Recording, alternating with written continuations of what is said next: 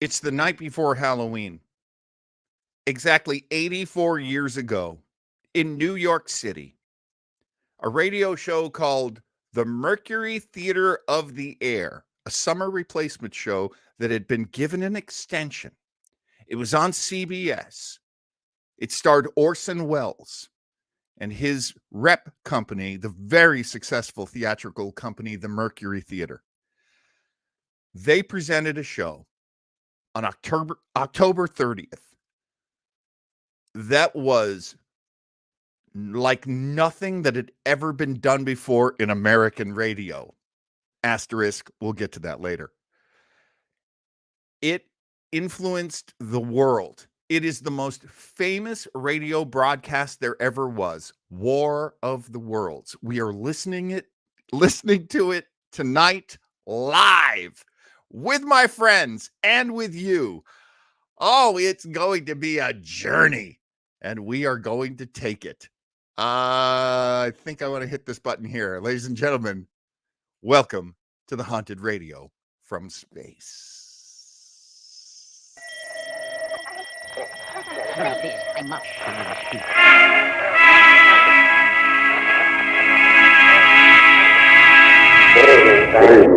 Good evening, friends.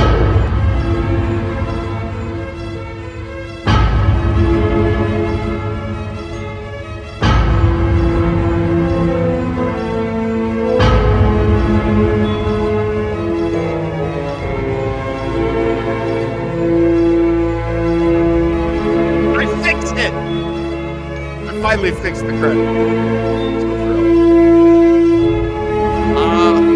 Here we are, and welcome to Haunted Radio from Space. I'm John Weber, aka Captain John, and here at Starbase 80, we've just got some of the best people in the whole darn world, and I'm going to bring them on right now. My co-host each and every week, horror novelist and science fiction maven, ladies and gentlemen, it is Joe Townsell. Oh, I just had to give you my scary Halloween face, John, right off the bat. I really appreciate it. Pretty scary. Won't lie to you. Pretty scary. Also joining us, our very good friend, absolute genius. We love having him on the show whenever he can make it. Craig Lubin is here. Craig, thanks for being with us, man. You are a family man, and you are taking off some Halloween time to be with us for War of the Worlds. Thank you so much, sir. No problem. And making his debut on a Starbase 80 show, but a man I've wanted to get on here for so long.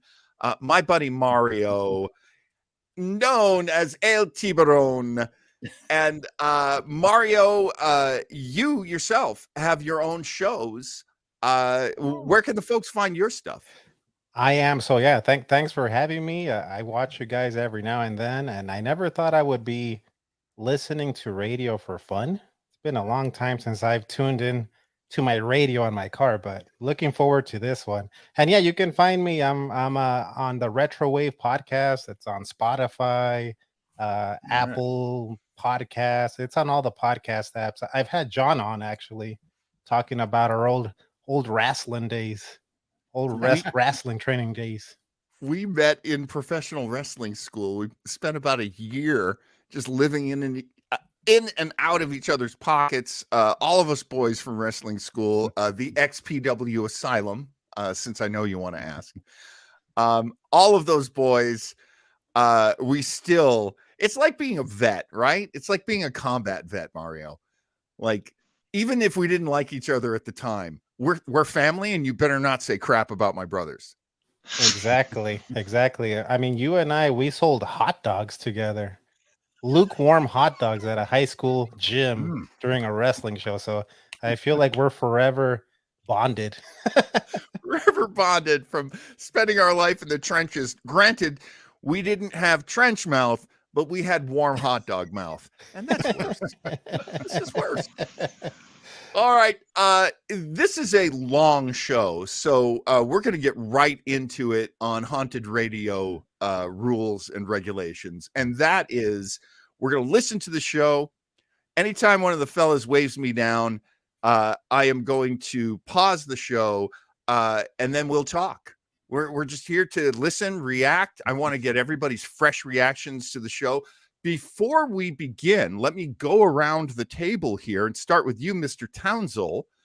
Yes, How sir. many times would you say you've heard this show, and when was the last time, as best you can remember? Well, I actually have a pretty definitive answer. I think I've heard it twice in my life. First time many years ago as a teenager, I believe. But just coincidentally, I listened to it in its entirety not more than a couple of months ago. We had Don't know what discussed drew me that. to it. Yeah. You know, but I found it. I read the transcript and I found the resume presentation and just hooked me right in. So I listened to it a little bit. Yeah. And then I spent the whole hour or so, listening to the whole thing, enthralled as America was back in 1938. Mr. Lubin, when was the first time you heard it, and how many times would you say you've heard it? It was once, and I was in college, and it was during we're giving a seminar on radio. It was electrical engineering class, and this was the test bed that we discussed the influence of radio, and then also how to do broadcasts with those older technologies. But that was a while ago. But yeah, but I've seen a couple of TV movies about it after the fact, but I saw the broadcast once or listened once. Yeah. Oh, that's interesting. Mario, have you heard it before? And when would you say? I have never heard this, so this will be my Orson Welles cherry's gonna be popped. So I have never heard this, but I'm looking forward to it. Yes. Oh, good. All right. I've got everything I need to make a great show now. I first heard it. I remember, I think it'd have to be 1971 or 72, depending on where my bedroom was. I was sharing a bedroom with my older brother. That makes me about 7 years old. First time I heard it. It was a Halloween night. We'd come home after getting candy. And of course, back in those days, full-size bars were pretty inexpensive. So, there I was, with my stick and my hoop, my bicycle with the giant front wheel. It was so long ago. But I remember my brother's a pretty cool guy. And like Craig, very much an engineer, very much a gearhead and a tech guy. So even at 9 years old, I think he figured out how to sneak a radio into our room. And we had like a pumpkin candle my mom had gotten from like Woolworths, and she put it in our window and it was burning down. I remember you could see the candlelight. Oh my gosh. I can't forget my candlelight. You could see the candlelight in the room.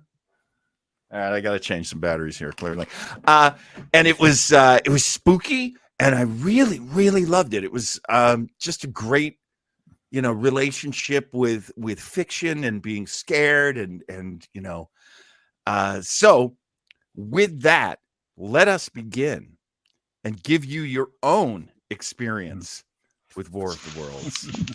So, ladies and gentlemen, here from CBS Radio in 1938, October 30th, here is War of the Worlds. Media Broadcasting System and its affiliated stations present Orson Welles and the Mercury Theater on the air in The War of the Worlds by H.G. Wells.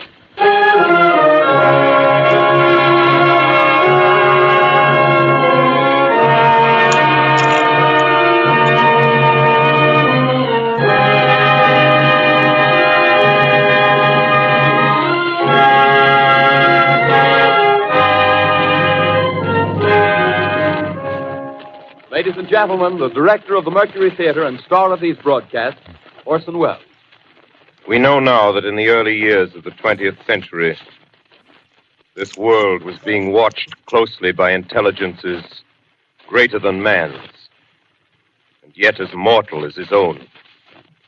We know now that as human beings busied themselves about their various concerns, they were scrutinized and studied, perhaps almost as narrowly as a man with a microscope might scrutinize the transient creatures that swarm and multiply in a drop of water. With infinite complacence, people went to and fro over the earth about their little affairs, serene in the assurance of their dominion over this small, spinning fragment of solar driftwood, which by chance or design, man has inherited out of the dark mystery of time and space.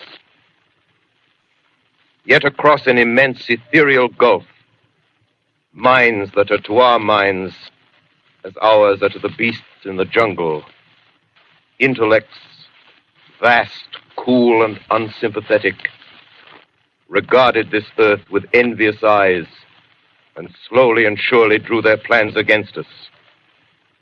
In the 39th year of the 20th century came the Great Disillusionment.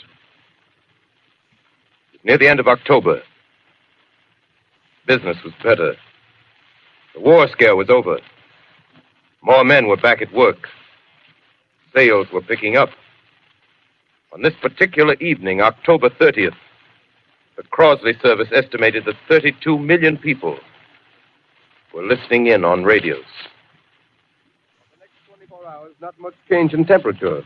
A slight atmospheric disturbance of undetermined origin is reported over Nova Scotia, causing a low-pressure area to move down rather rapidly over the northeastern states, bringing a forecast of rain accompanied by winds of light gale force. Maximum temperature 66, minimum 48. This weather report comes to you from the Government Weather Bureau. We take you now to the Meridian Room in the Hotel Park Plaza in downtown New York, where you will be entertained by the music of Raymond Raquello and his orchestra.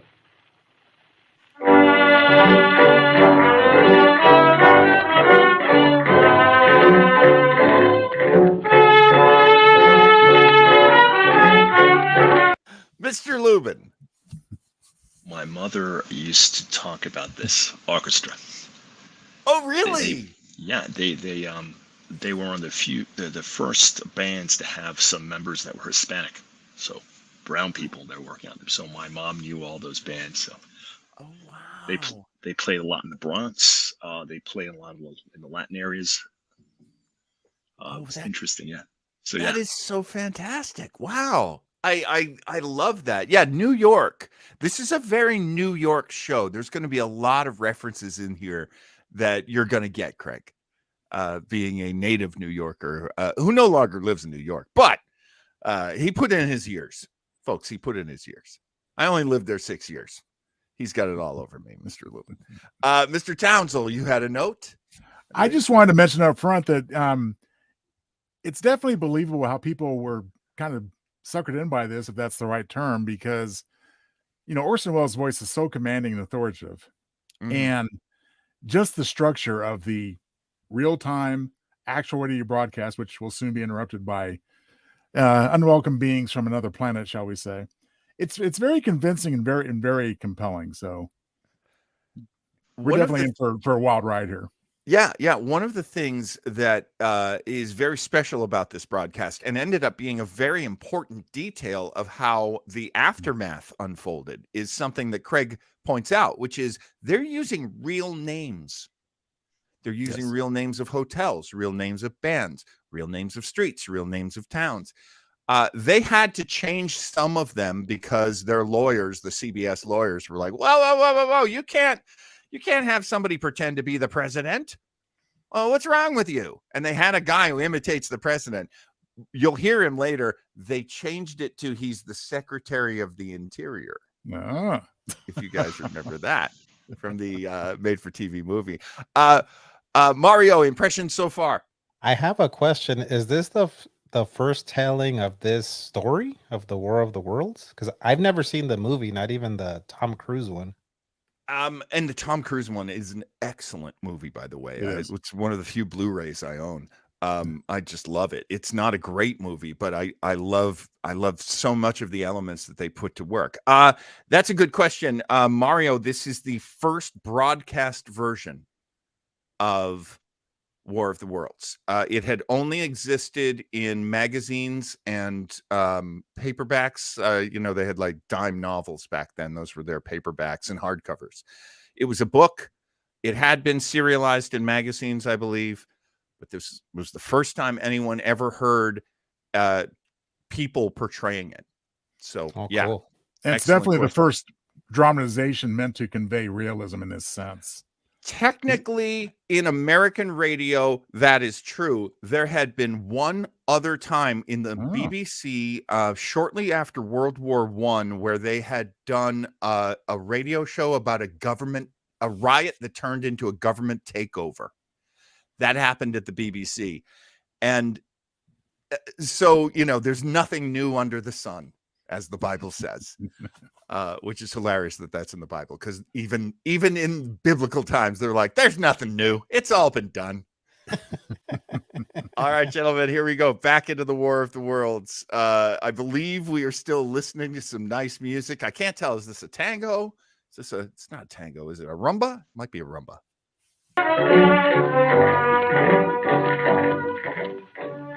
Good evening, ladies and gentlemen. From the Meridian Room in the Park Plaza Hotel in New York City, we bring you the music of Raymond Raquello and his orchestra. With a touch of the Spanish, Raymond Raquello leads off with La Capacita.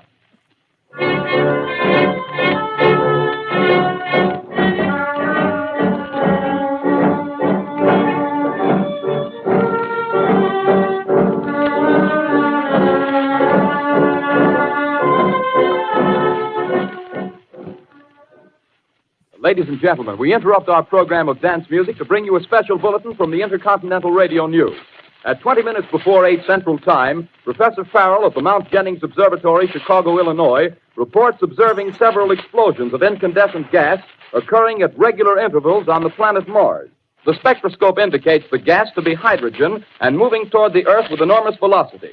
Professor Pearson of the observatory at Princeton confirms Farrell's observation and describes the phenomenon as, quote, like a jet of blue flame shot from a gun, unquote.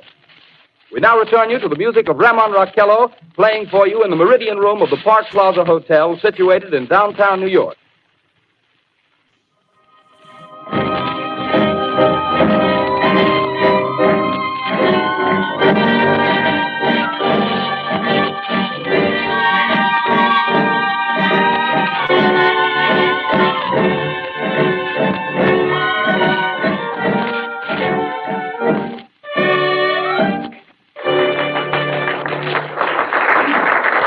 And now a tune that never loses favor, the ever-popular Stardust, Raymond Raquello and his orchestra.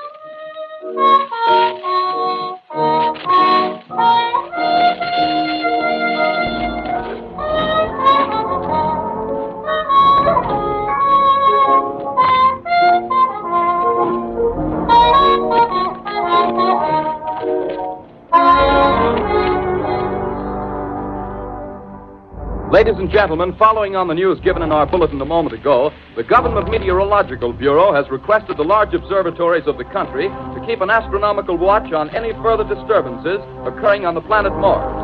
Due to the unusual nature of this occurrence, we have arranged an interview with the noted astronomer, Professor Pearson, who will give us his views on this event. In a few moments, we will take you to the Princeton Observatory at Princeton, New Jersey. We return you until then to the music of Ramon Raquello and his orchestra. Of course, the news starts out very mundane.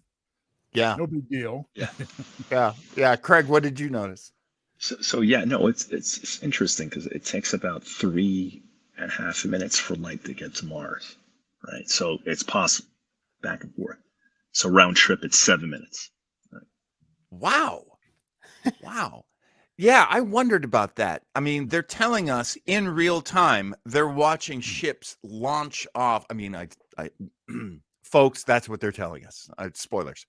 We're watching Martian ships launching off of Mars, and I'm just like, how fast would they have to go to get here?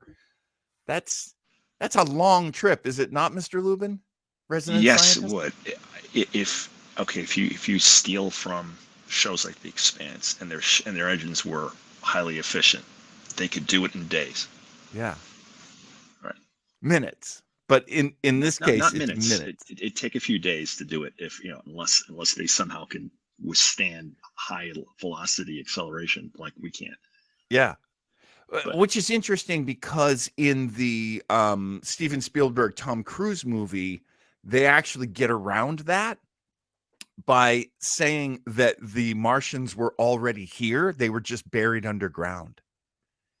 And what they're getting from Mars is a signal to activate.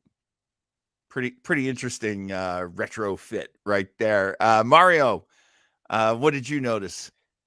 I got my PTSD triggered, I think. As you know, I was like, kind of like, all right, feeling that little tune.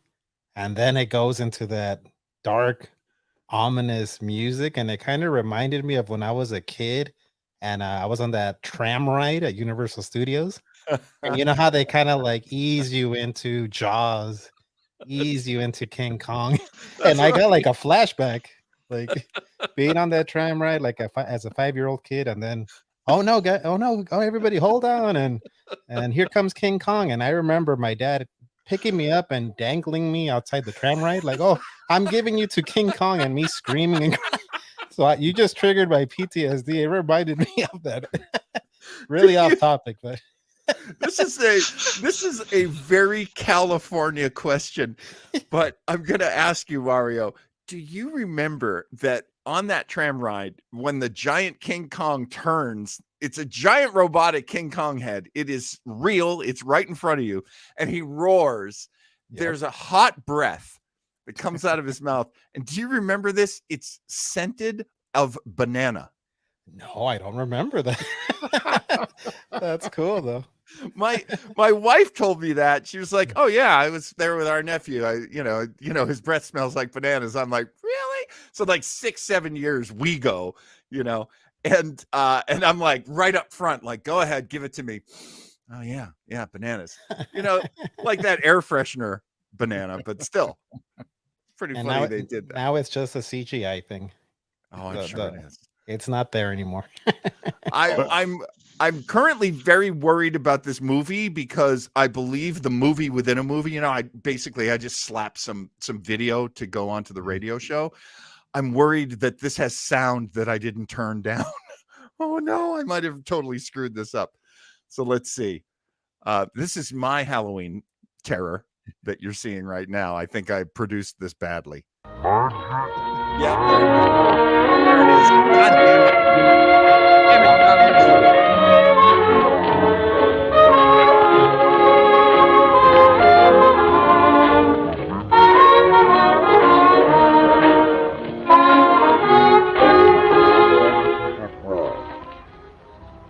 We are ready now to take you to the Princeton Observatory at Princeton, where Carl Phillips, our commentator, will interview Professor Richard Pearson, famous astronomer. We take you now to Princeton, New Jersey. Good evening, ladies and gentlemen. This is Carl Phillips speaking to you from the observatory at Princeton. I'm standing in a large semicircular room, pitch black except for an oblong split in the ceiling. Through this opening, I can see a sprinkling of stars that cast a kind of frosty glow over the intricate mechanism of the huge telescope. The ticking sound you hear.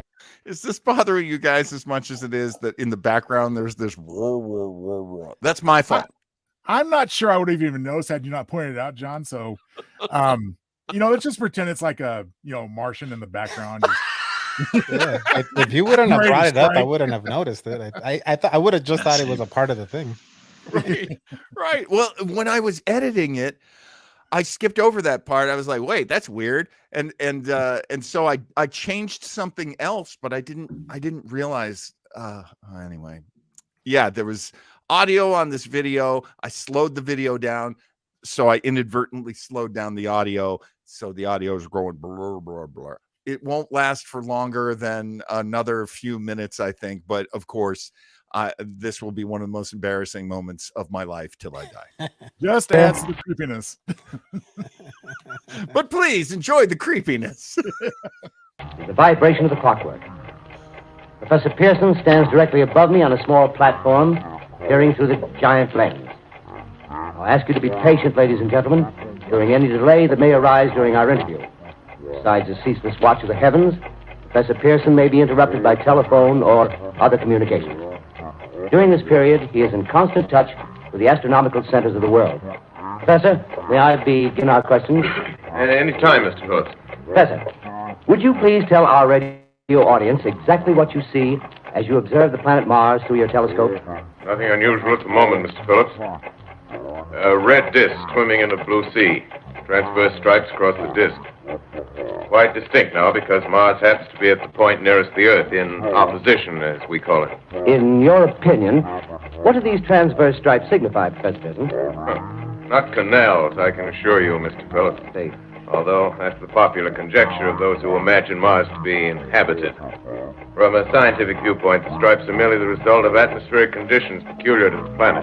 Then you're quite convinced, as a scientist, that living intelligence as we know it does not exist on Mars? I'd say the chances against it are 1,000 to 1. And yet, how do you account for these gas eruptions occurring on the surface of the planet at regular intervals?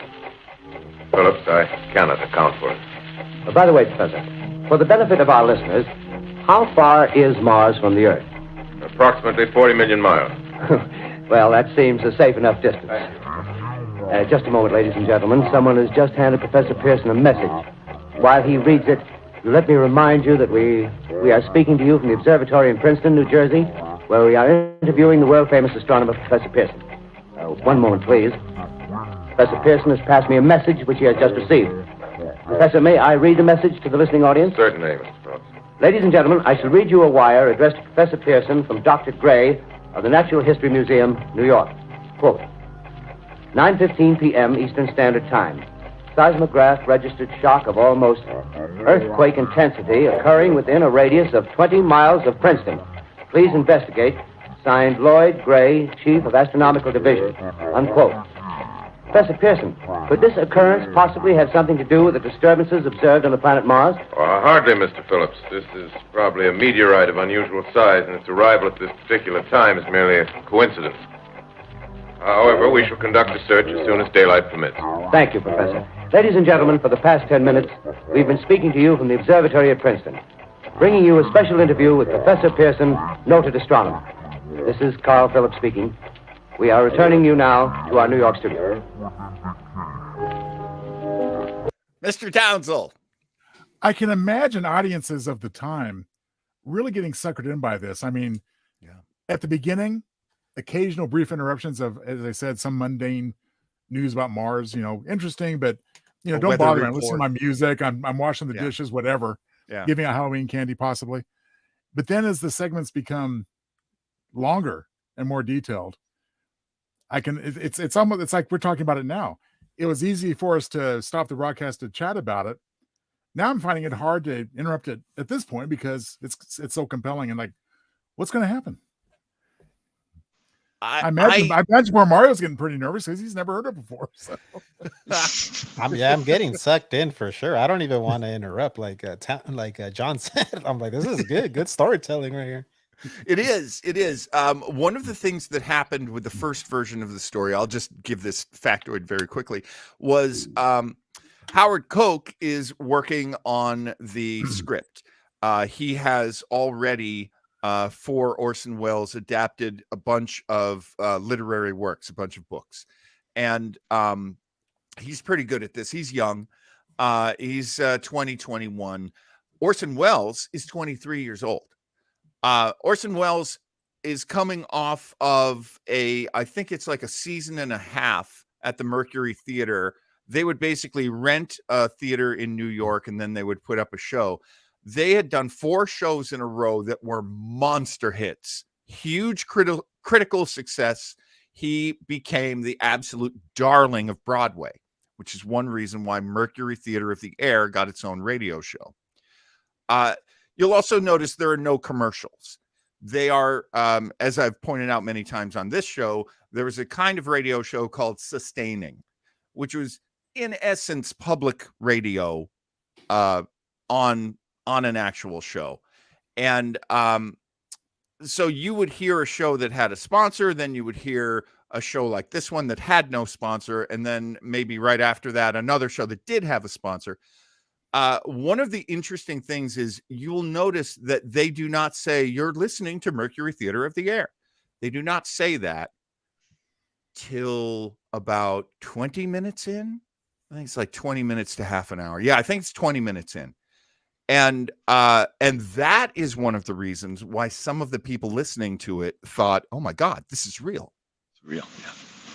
Because they're not doing what a radio show does, even though they are doing what a commercial-free radio show does. But people don't understand that. So yeah, let's get back into it. And let me also throw this in. This is October 30th that this aired. On September 30th of 1938, the Munich Pact was signed, which was one of the many times that diplomats allowed Adolf Hitler to steal another country's land and claim that it belonged to Germany.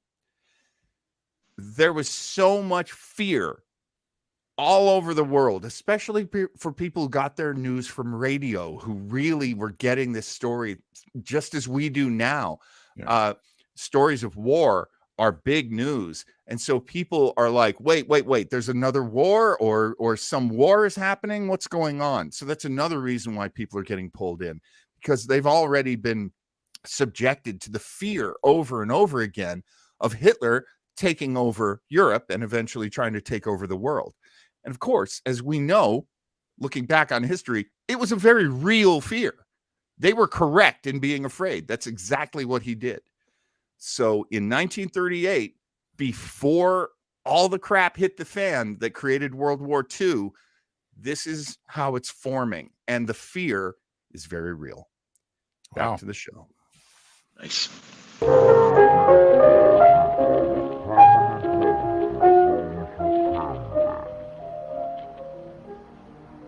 Ladies and gentlemen, here is the latest bulletin from the Intercontinental Radio News. Toronto, Canada. Professor Morse of Macmillan University reports observing a total of 3 explosions on the planet Mars between the hours of 7:45 p.m. and 9:20 p.m. Eastern Standard Time. This confirms earlier reports received from American observatories. Now, nearer home, comes a special bulletin from Trenton, New Jersey. It is reported that at 8:50 p.m., a huge flaming object, believed to be a meteorite, fell on a farm in the neighborhood of Grover's Mill, New Jersey, 22 miles from Trenton. Mr. Lubin. That means they were traveling at near the speed of light. It just took them like an hour, 45 minutes. Wow. Yeah. This is one of the things that Orson Welles said later when people were saying, like, how dare you panic everyone? He was like, did no one question how the timing worked? Did no one say, like, wait, they got, the militia and all of these armies mobilized within an hour? Like, no one questioned the timing, but, people aren't rational when they're afraid. Well, of course not. And, one thing that this particular script, the mistake it doesn't make, that, for example, Rod Serling made often, was it wasn't very specific at all in terms of time frames and distances and so forth, leaving to the imagination. I mean, contemporary thoughts could say, well, maybe they traveled by some way of some kind of warp that, provided a shortcut for that time frame or whatever. Sure. Obviously, people in 1938 aren't thinking of this type of thing, but I really don't think it's the effectiveness of the writing and the presentation here is that, I think disbelief was easily suspended in this case. And Joe, as a horror and science fiction writer, you understand this very well, that and I think the rest of us understand it as well in our own way, which is this is an end user's experience. Like Craig now, if he tuned into some report of an attack, he would pick up his phone and he would try someone else. He would we are human beings now that are more wired and more connected in to information. We know where to get it. We're not as dependent on being the end user of someone else's news. But obviously in 1938, this is how it works. Can I just say, I'm just glad Craig explained in layman's terms what the hell that guy was talking about. Thank you. Absolutely.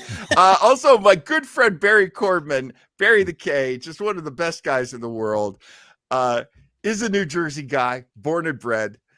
We live about 10 minutes away from Grover's Mill, too. What's incredible about Grover's Mills is because it's a real city, people were like, well, this is real. I mean, it's a real town, actually. It's a pretty small town. This is real. Howard Koch, the man who wrote it, said, yeah, I basically took a pencil and closed my eyes and put it down on New Jersey, and I came up with Grover's Mills. Wow. I can imagine them freaking out back then. Oh, Right they around were Grover's Mills. freaking out. They were. Grover's Mills was ground zero, as we're going to see in the story. They were freaking out. And yet, most of them said, and then I looked out the window and nothing was going on. And then I was like, that's weird.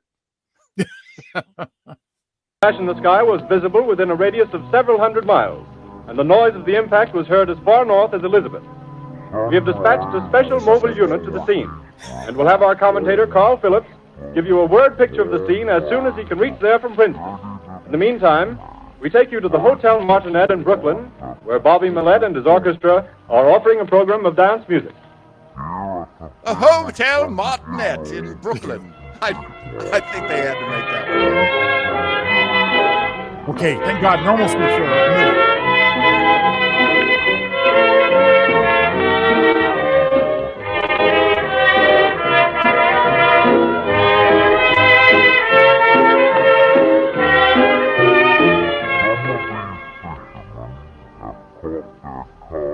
We take you now to Grover's Mill, New Jersey.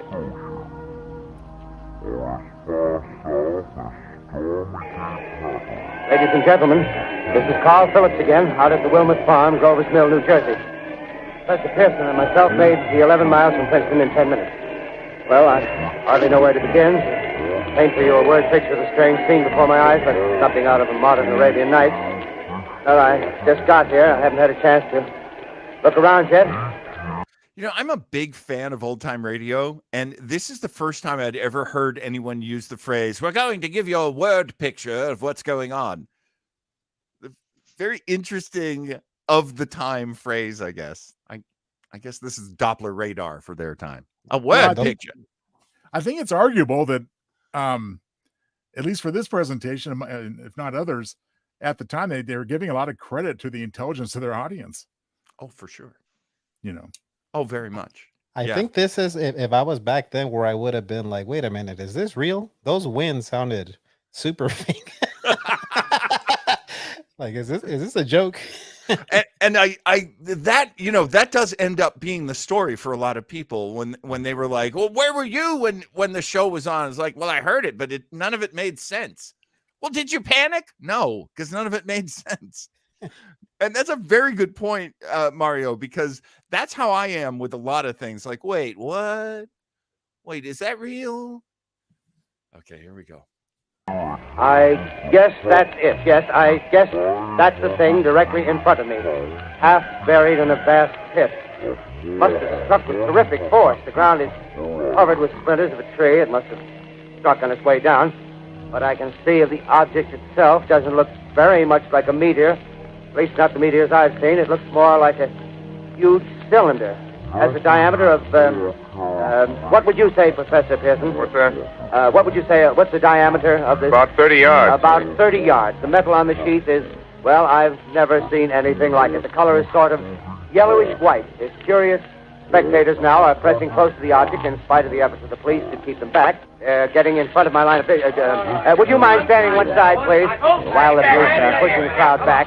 Here's Mr. Wilmot, owner of the farm here. He may have some interesting facts to add. Mr. Wilmot, would you please tell the radio audience as much as you remember of this rather unusual visitor that dropped in your backyard?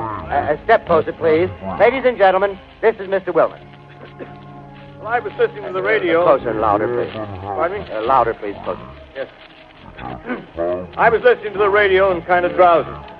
That professor fellow was talking about Mars, so I was half chosen, half... Yes, Mr. Wilmot, and then what happened? Well, as I was saying, I was listening to the radio, kind of halfway. Yes, Mr. Wilmot, and then you saw something. Not first off. I heard something. And what did you hear? A hissing sound like this. Kind of like a 4th of July rocket. Yes, then what? I turned my head out the window and would have sworn I was asleep and dreaming. Yes? I seen a kind of greenish streak and then zingo. Something smacked the ground, knocked me clear out of my chair. Well, were you frightened, Mr. Wilmot? Well, I ain't quite sure.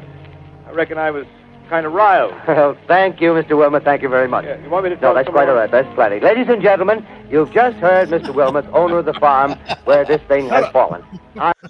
Oh, yes, Mario. How rude. He just cut off that pedestrian. What I love about it is it sounds very unscripted. Yeah. And it Well, sounds kind of real, you know? if I may, John, I was to Mario's point from a moment ago, and maybe I'm giving too much credit, maybe I'm overthinking it, but I wonder if certain fake sound effects like the wind a moment ago were somewhat intentional to kind of keep that sense of security to the listener, saying, now this is kind of, like I said, it didn't sound very realistic, what's going on here. But then within minutes, we've got chaos, we got overlapping dialogue. Yeah. Things are going to bring people to say, well, this doesn't sound like any kind of rehearsed thing. Yeah. So yeah. maybe it all suits the same purpose. It's interesting because Orson Welles directed it. He did rehearsals with the script. And one of the notes that he'd given over and over again was, it's boring. This is boring. Make it more exciting. I want people to be fearful. I want people to be afraid when they're hearing it.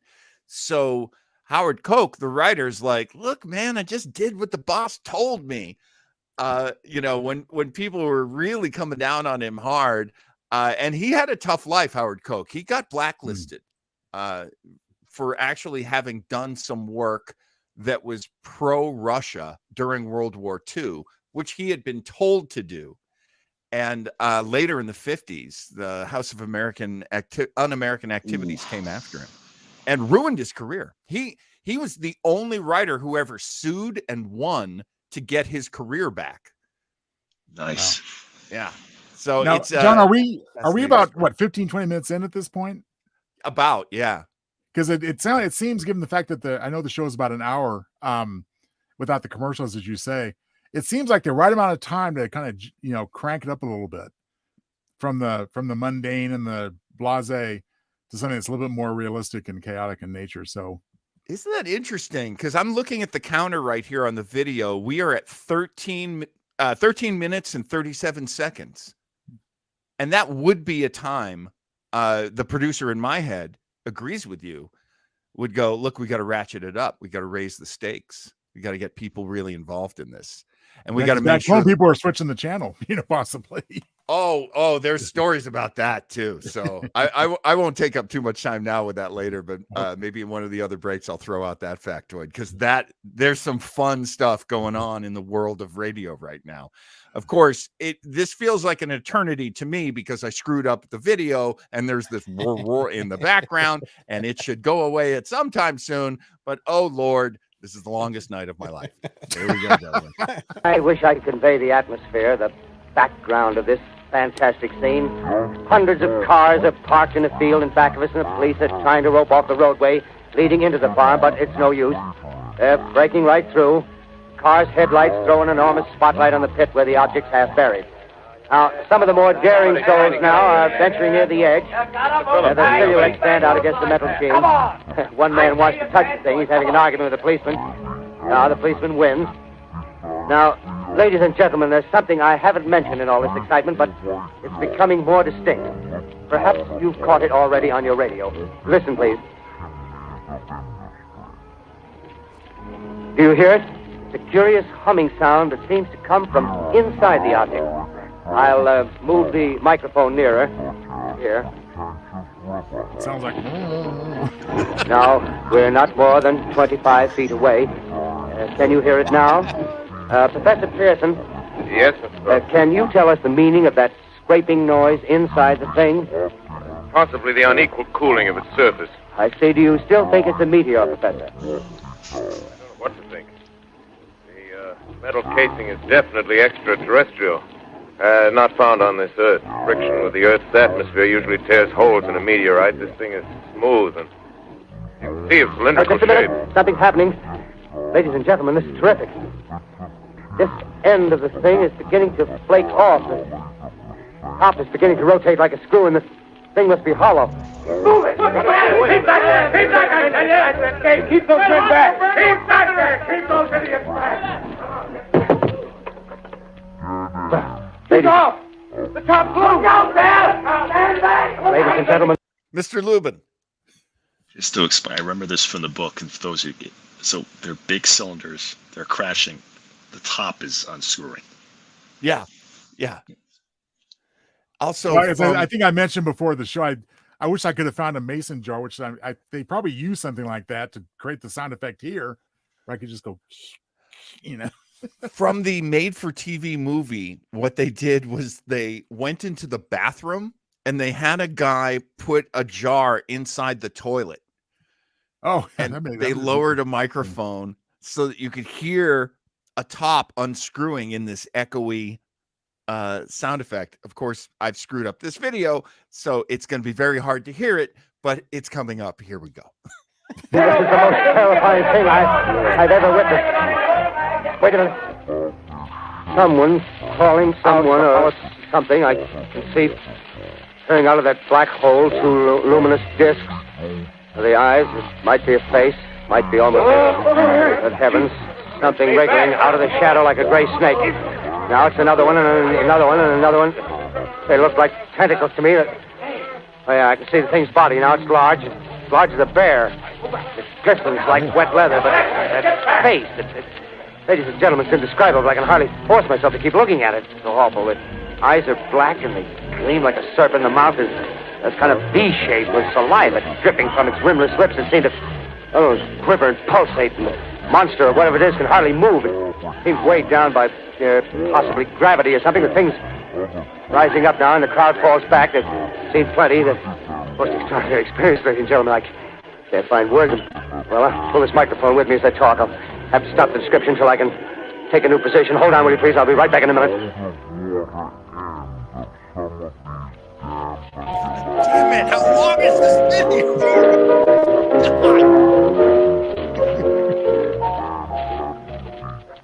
We are bringing you an eyewitness account of what's happening on the Wilmuth Farm, Grover's Mill, New Jersey.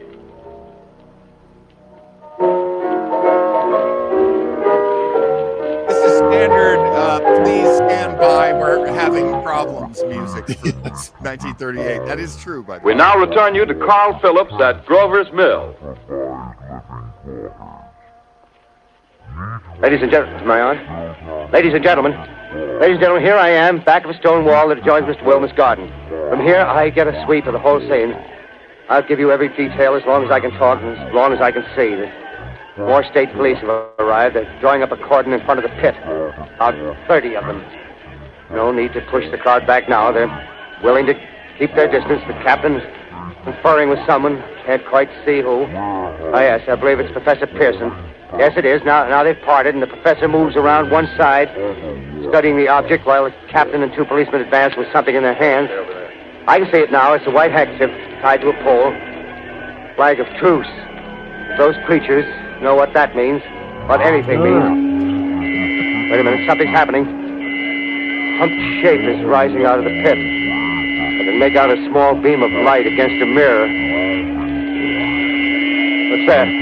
There's a jet of flame springing from the mirror, and it leaps right at the advancing men. It strikes them head on. Lord, they're turning into flames. Now the whole field's caught up by the woods, the barns, the gas tanks of the automobiles spreading everywhere. Coming this way now, about 20 yards to my right.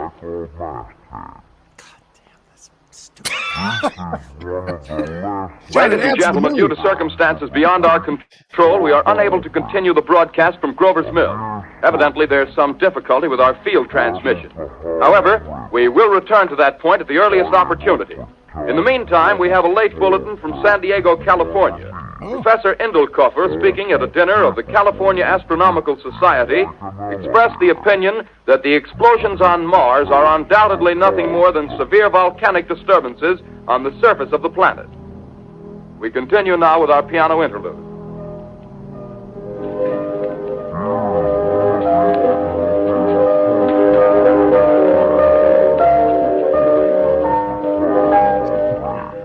Ladies and gentlemen, I've just been handed a message that came in from Grover's Mill by telephone.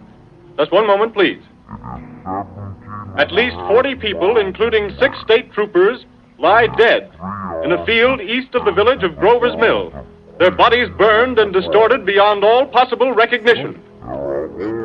The next voice you hear will be that of Brigadier General Montgomery Smith, commander of the state militia at Trenton, New Jersey. I have been requested by the governor of New Jersey to place the counties of Mercer and Middlesex as far west as Princeton and east to Jamesburg under martial law. No one will be permitted to enter this area except by special pass issued by state or military authorities. 4 companies of state militia are proceeding from Trenton to Grover's Mill and will aid in the evacuation of homes within the range of military operations. Thank you. You have just been listening to General Montgomery Smith, commanding the state militia at Trenton. In the meantime, further details of the catastrophe at Grover's Mill are coming in. The strange creatures, after unleashing their deadly assault, crawled back in their pit and made no attempt to prevent the efforts of the firemen to recover the bodies and extinguish the fire. The combined fire departments of Mercer County are fighting the flames which menace the entire countryside.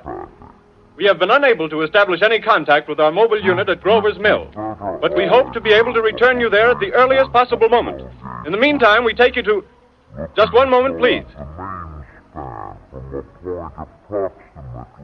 Ladies and gentlemen, I have just been informed that we have finally established communication with an eyewitness of the tragedy.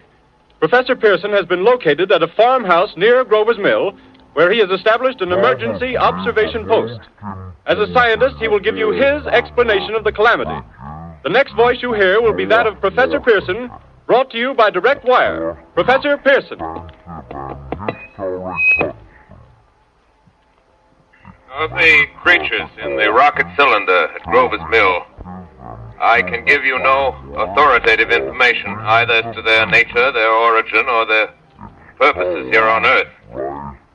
Of their destructive instrument, I might venture some conjectural explanation.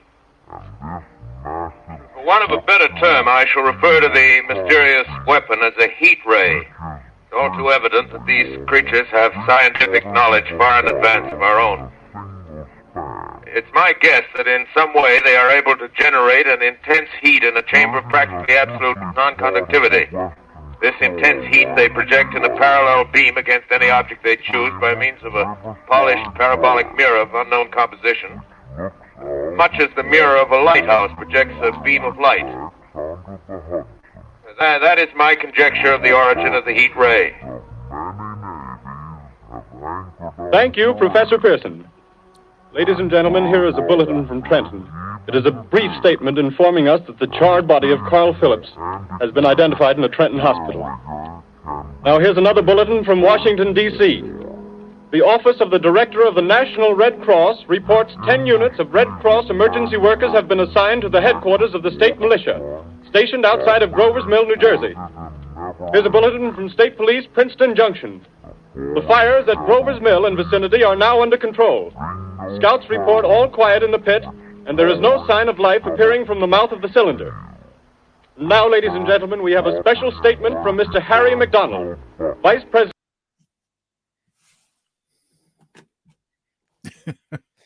I don't know. That thing gets funnier and funnier, I think. Well, honestly, in the background, I'm actually trying to remaster the video, and it's already failed. So if you guys have been waving, I've been actually away. I'm sorry. Well, I just waved once because I just want to get a historical reference if possible. Sure. Was the state militia a thing, or is this just a false reference that they had to put in there instead of the U.S. Army or something of that nature? Exactly that. You are exactly right to notice it, because again, exporting the video has failed. Son of a bitch. Oh Lord. They originally did use the name of the actual militia, and the lawyers told them, "Oh, no. You cannot tell people that their family in the New Jersey State Militia was just killed. So you're going to have to change the name of the militia." So there are clues that it's fictional if you're paying attention. If you're paying attention, absolutely. And people were just not used to this, as we had discussed in the run up to this. That people weren't used to. This was the whole premise of Buckaroo Banzai. Those of you who saw the movie remember that yes. The entire thing. This really happened. The aliens were still living in New Jersey. And there actually were an invasion from the creatures of the 8th dimension, if you remember. I remember that they were all named John. Yes. And at one point they talked to John. Smallberries, John Big Bottom. Well, thanks, Craig. Now I got to worry about an invasion on two fronts. Appreciate it. Buckaroo Banzai, you must see it. If you haven't seen it, you must see it. It's not a great movie, but it's a great movie. Actually, I think what I usually say is it's not a great film, but it's a great movie. Well, no matter where you go, there you are, John. And Barry Corbin, our diplomat from New Jersey, would like to point out the Princeton militia. Now that's real. They're going to show up and basically get everybody so drunk that everything will be all right. Those are the Princeton people I know. Okay, here we go. Back in. I am so sorry about this poor rendering of video. Oh my God. President in charge of operations. We have received a request from the state militia of Trenton to place at their disposal our entire broadcasting facilities. In view of the gravity of the situation, and believing that radio has a responsibility to serve in the public interest at all times. How ironic. And by the way, people did feel that way about radio, that radio had a great responsibility. If you were going into people's living rooms, you had a tremendous amount of responsibility. And here is Orson Welles screwing all that up. We are turning over our facilities to the state militia at Trenton. We take you now to the field headquarters of the state militia near Grover's Mill, New Jersey. This is Captain Lansing of the Signal Corps, attached to the state militia, now engaged in military operations in the vicinity of Grover's Mill. The situation arising from the reported presence of certain individuals of unidentified nature is now under complete control. The cylindrical object, which lies in a pit directly below our position, surrounded on all sides by 8 battalions of infantry, without heavy field pieces, but adequately armed with rifles and machine guns. All cause for alarm, if such cause ever existed, is now entirely unjustified. Things, whatever they are, do not even venture to poke their heads above the pit. You see their hiding place plainly in the glare of the searchlights here. With all their reported resources, these creatures can scarcely stand up against heavy machine gun fire. Anyway, it's an interesting outing for the troops. I can make out their khaki uniforms crossing back and forth in front of the lights. Looks almost like a real war. There appears to be some slight smoke in the woods bordering the Millstone River. Probably fire started by campers. Well, we ought to see some action soon. One of the companies is deploying on the left flank. A quick thrust and it'll all be over. Now, wait. I'm sorry, this is driving me crazy. At one point, does he say in their, I think he's trying to say their khaki uniforms, but I believe the guy says cocky. Yes. They're cocky uniforms. I don't know. I guess they think they look pretty good in them, or they're very tight in the pants area. I am not sure what they're telling us here. I'll tell you, John, it's too bad there isn't at least 1 or 2 lines of dialogue in the original radio play here. Yeah. Regarding Martian transmissions, because it would have fit so well within your little technical difficulty. Oh well. Oh God, this is killing me. Honest to God, I am okay. First off, I want to say, oh well, Barry's right on it. It's Princeton. Of course they wear khakis. Yes, okay. Of course. What was I thinking? Yeah, I think I've got my computer doing too much right now so that it can't properly do this thing. I am so upset. I'm so sorry, you guys. I am just I prefer to think of it as part of the show, so I'm not the least bit bothered by it, John. Hey, I have a question because I'm trying to do what did the guy call it? A picture? What did he call it? A word picture. A word picture of how the alien looks, because all I'm seeing is in the Tom Cruise War of the Worlds, weren't they like 100 feet tall, like lanky? Okay. Those were their ships. That is a very good point. Yes. The first thing that happens in this story is the naked aliens start coming out. And I believe they're big. They're fairly big, like bigger than they were in the other movies. And as Joe points out in the Tom Cruise movie, the tripods, as they call them, the walkers, had already been shot to the earth. And I think the theory in that movie is that it was like hundreds and hundreds of years ago. So it was before recorded history in North America. One of the interesting things about it, and I don't know that the radio play we're listening to makes it clear, but that the Martians themselves were based on, again, like a tri-lens, whatever. They were based on threes. Yeah. So of course the resulting technology was also based on threes, 3 legs, 3 eyes, what have you. So yeah, what Mario is referring to is the tripods. So eventually they're going to get there. That's their tanks. Okay. Yeah. Those are their big killing machines. And you'll see in some of the illustrations, once we get away from this stupid movie clip that I never should have effing used. Once we get back to the illustrations from the books, you'll see that the tripods actually hold up weapons, and they have like arms and stuff. They've got many, many features, just like that is actually one of the things I loved about the Tom Cruise movie is the tripods were really very alien, very effective looking, very scary. And John, if I may point out briefly, 42 years ago, Orson Welles had his issues with live radio, and now in that grand tradition, so are you. I mean, the thing that kills me is it's not like we're taping this, so it's not like I can go, oh guys, can you give me half an hour and then we'll try again. It's like I told everybody, hey, tune in at 7, everybody, we're gonna begin. And this thing's gonna go on for so long. Okay, I found the offending clip. I found the clip that really is screwing me up here. It is 20 effing minutes long. We're over halfway through it, aren't we? I hope so, but now it's like eating a shit sandwich. The only way you can get through it is keep eating. And I'm just so brutally unhappy about this. Oh, thank God I'm hanging out with my friends. I see something on top of the cylinder. No, it's nothing but a shadow. Now the troops are on the edge of the Wilmot Farm. 7,000 armed men closing in on an old metal tube. A tub, rather. Well, wait, that wasn't a shadow. It's something moving.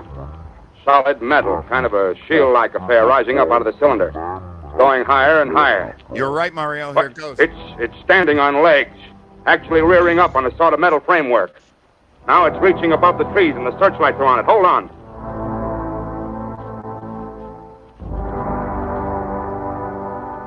Please Ladies and gentlemen, I have a grave announcement to make. Incredible as it may seem, both the observations of science and the evidence of our eyes lead to the inescapable assumption that those strange beings who landed in the Jersey farmlands tonight are the vanguard of an invading army from the planet Mars. The battle which took place tonight at Grover Mills has ended in one of the most startling defeats ever suffered by an army in modern times. 7,000 men armed with rifles and machine guns pitted against a single fighting machine of the invaders from Mars. 120 known survivors. The rest strewn over the battle area from Grover's Mill to Plainsboro, crushed and trampled to death under the metal feet of the monster, or burned to cinders by its heat ray. The monster is now in control of the middle section of New Jersey and has effectively cut the state through its center. Communication lines are down from Pennsylvania to the Atlantic Ocean. Railroad tracks are torn and service from New York to Philadelphia discontinued, except routing some of the trains through Allerton and Phoenixville. Highways to the north, south, and west are clogged with frantic human traffic. Police and Army reserves are unable to control the mad flight. By morning, the fugitives will have swelled Philadelphia, Camden, and Trenton, it is estimated, to twice their normal population. Martial law prevails throughout New Jersey and eastern Pennsylvania. At this time, we take you to Washington for a special broadcast on the national emergency. The Secretary of the Interior.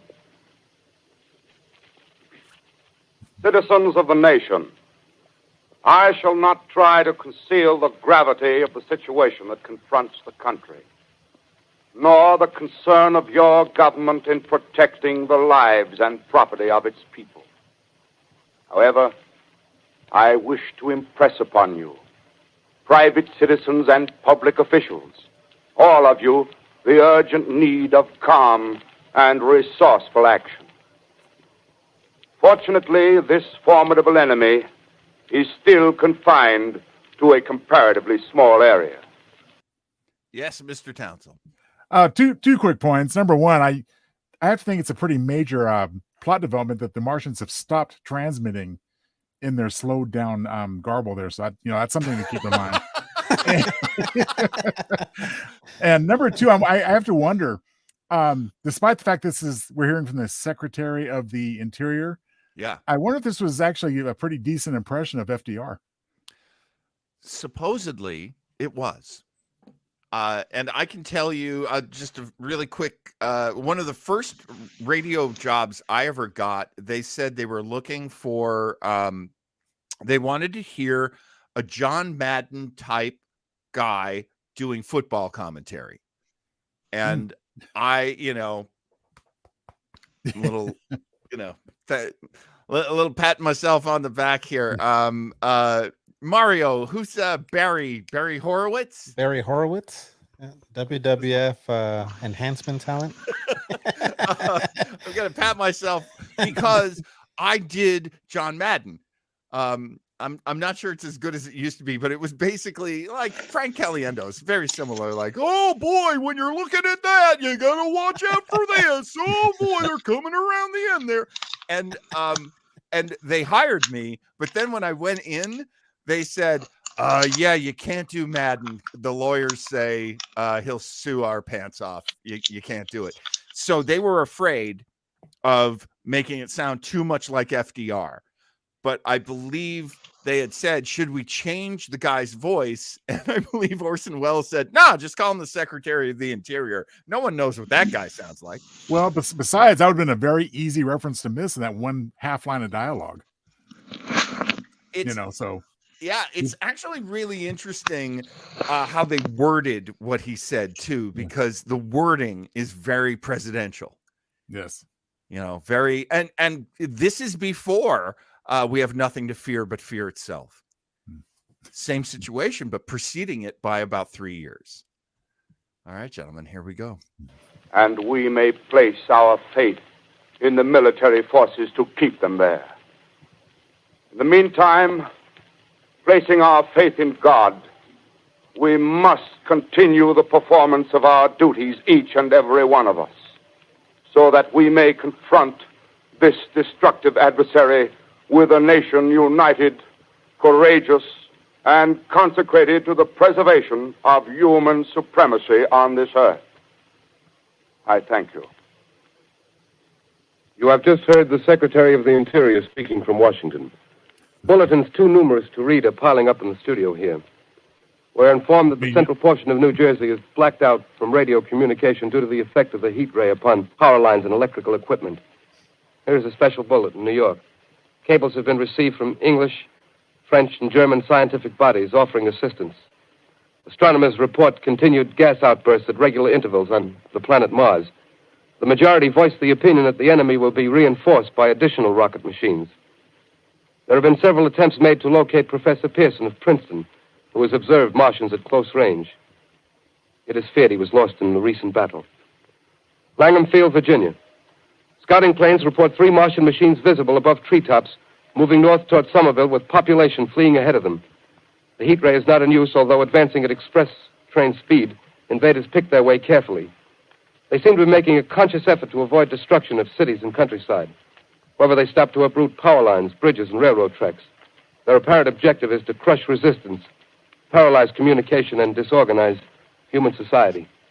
Here is a bulletin from Basking Ridge, New Jersey. Coon hunters have stumbled on a second cylinder similar to the first, embedded in the great swamp 20 miles south of Morristown. Ooh, Morristown. Army field pieces are proceeding from Newark to blow up the second invading unit before the cylinder can be opened and the fighting machine rigged. They are taking up a position in the foothills of Watchung Mountains. Another bulletin from Langham Field, Virginia.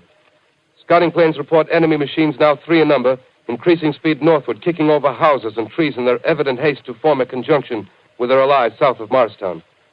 Machines also sighted by telephone operator east of Middlesex within 10 miles of Plainfield. Here's a bulletin from Winston Field, Long Island. A fleet of Army bombers carrying heavy explosive flying north in pursuit of enemy. Scouting planes act as guides. They keep the speeding enemy in sight. Just a moment, please, ladies and gentlemen. We've run special wires to the artillery line and adjacent villages to give you direct reports in the zone of the advancing enemy. First, we take you to the battery of the 22nd Field Artillery, located in the Watchung Mountains. Range 32 meters. 32 meters. Direction 39 degrees. 39 degrees. Fire. 140 yards to the right, sir. Shift range 31 meters. 31 meters. Projection 37 degrees. 37 degrees. Fire.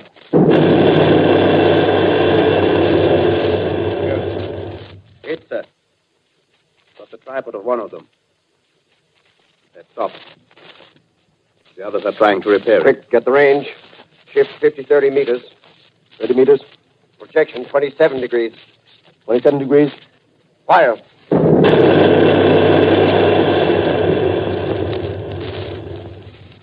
Can't see the shell land, sir. Letting off a smoke. What is it? Black smoke, sir. Moving this way. Lying close to the ground. Moving fast. Put on gas masks. Get ready to fire. Shift to 24 meters. 24 meters. Projection 24 degrees. 24 degrees. Fire.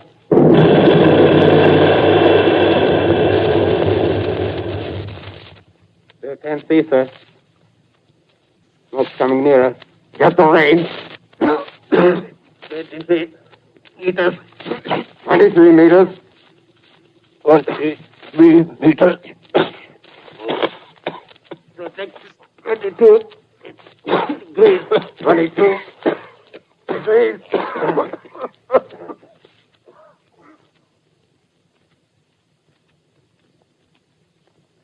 Wow.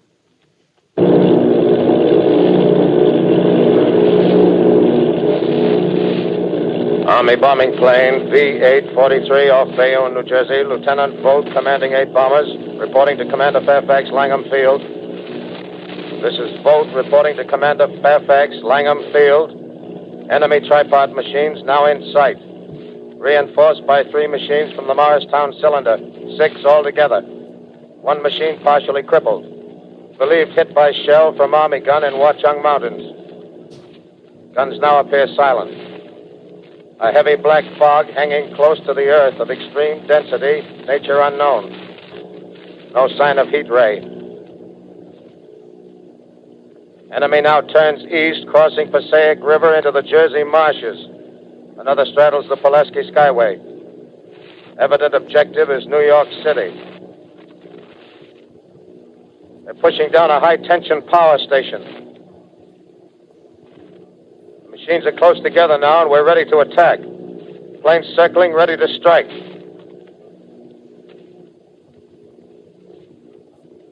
A 1,000 yards, and we'll be over the first.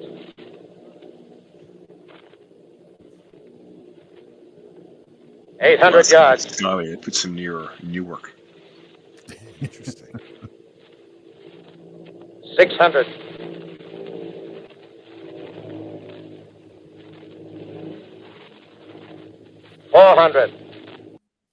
Yes, Mr. Townsend. Not true dead air, but very effective pauses here at this point. Yeah. Basically, just let the camera roll or the broadcaster roll, whatever the term is. Yeah. But it definitely lends the realism. It isn't. If it was too polished at this point, it would be very much a giveaway, I think. And now we're just listening to horrific events unfold, and pretty scary stuff, especially for those poor people in Manhattan. It's very yeah, you're right. It's very effective because now it seems like there's no narrative. The story is just a series of events now. Yeah.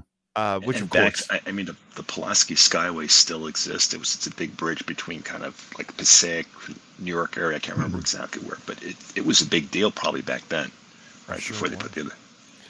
I'm sure it was super modern. Yeah. All I'm thinking is if this were to happen like today, we Yeah. would be so screwed.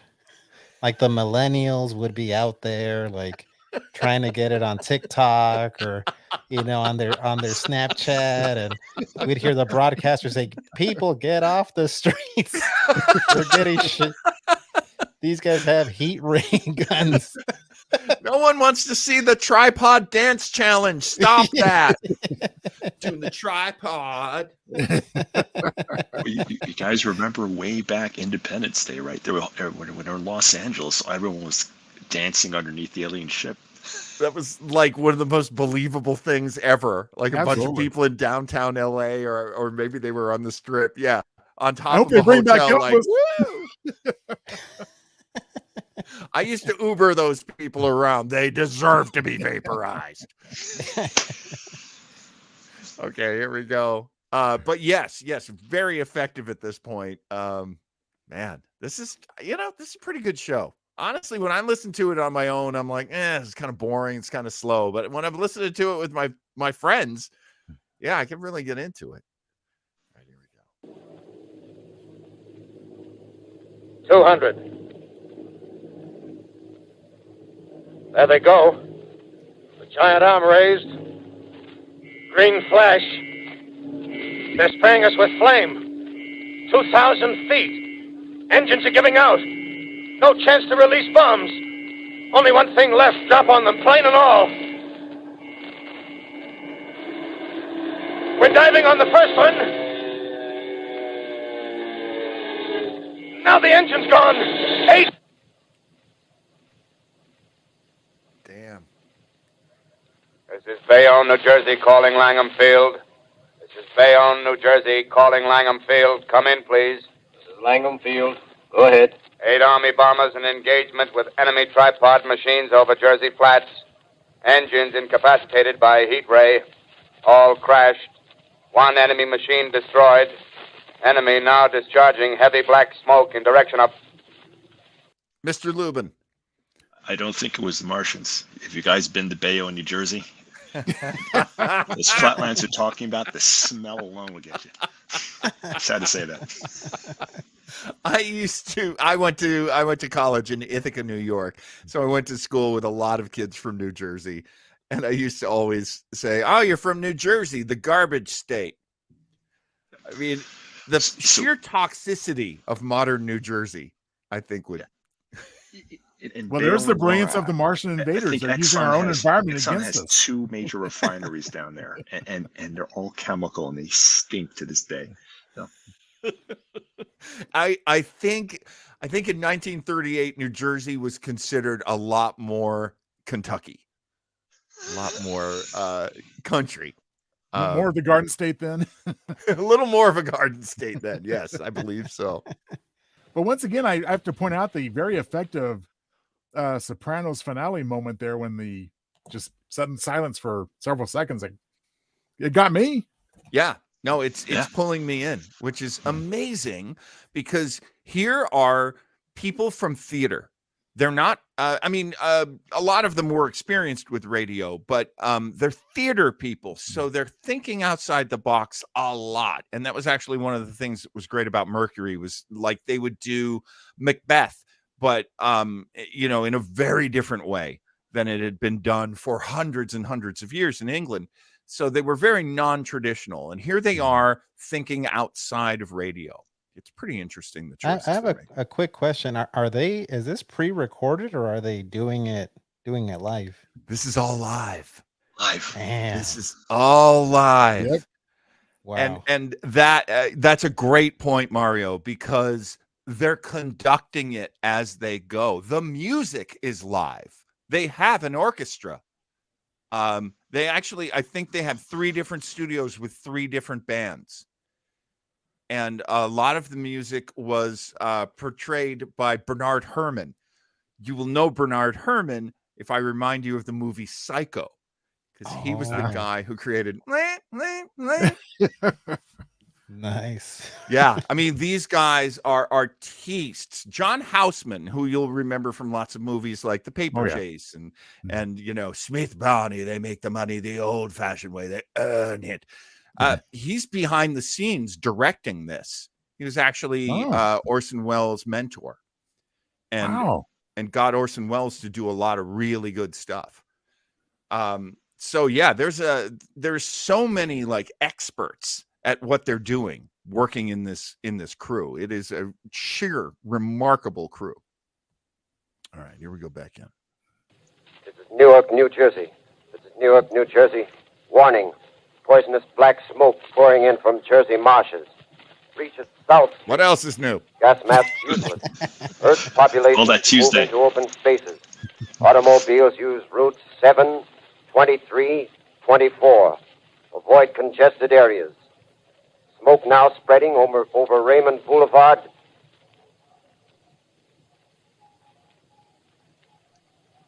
Two-X-2-L calling CQ. 2X-2L calling CQ. 2X-2L calling 8X3R. Come in, please. This is 8X3R coming back at 2X2L. How's reception? How's reception? K, please. Where are you, 8X3R? What's the matter? Where are you? He must have Cricket wireless on reception.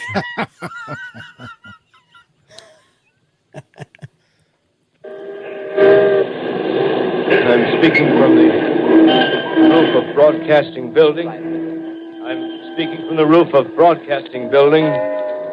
He couldn't say Columbia Broadcasting Building. Okay, I was wondering, that's an odd reference. Yeah, CBS, the Columbia Broadcasting System, the lawyers said, don't you mention Columbia. Do not do it. And so they pulled it. The guy speaking right now is an actor named Frank Reddick. You may have heard him. He is the most famous person to say, who knows what evil lurks in the hearts of men. That's Frank Reddick. The Shadow knows.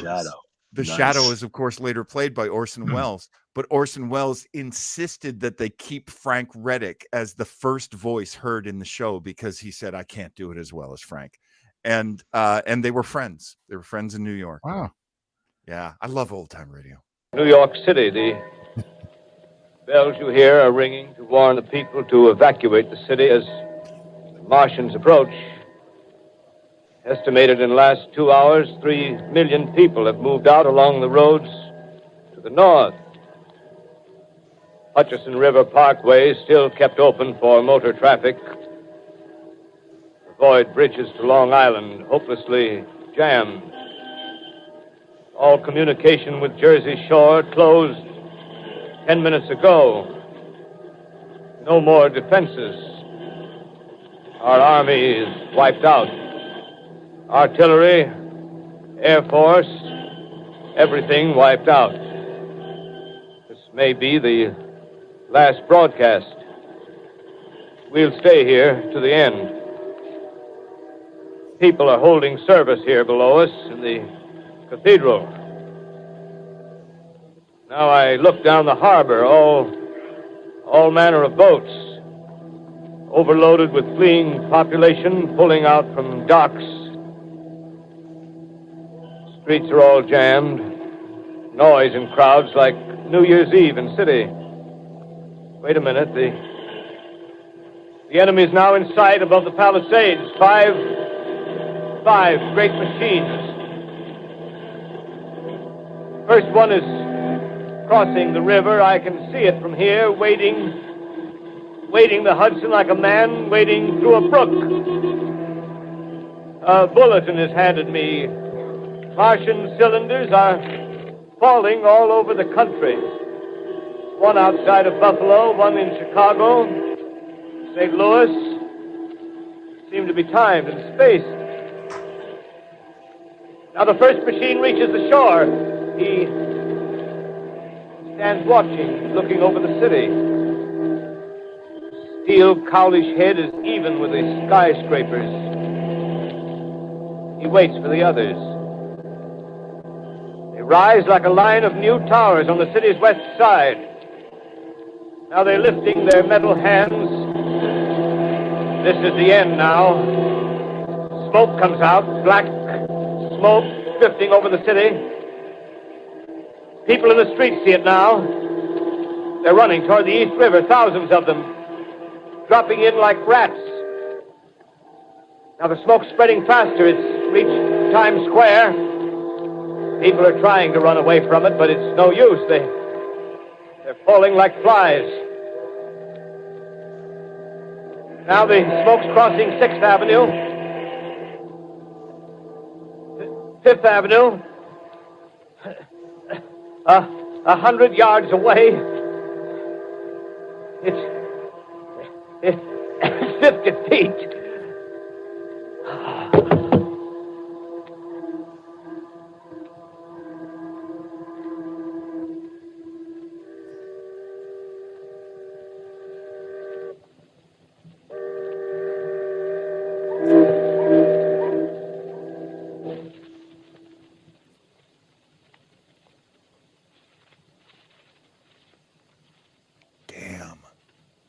Are we dead? 2L calling CQ. 2X2L calling CQ. 2X2L calling CQ, New York. Isn't there anyone on the air? Isn't there anyone on the air? Isn't there anyone? 2X2L.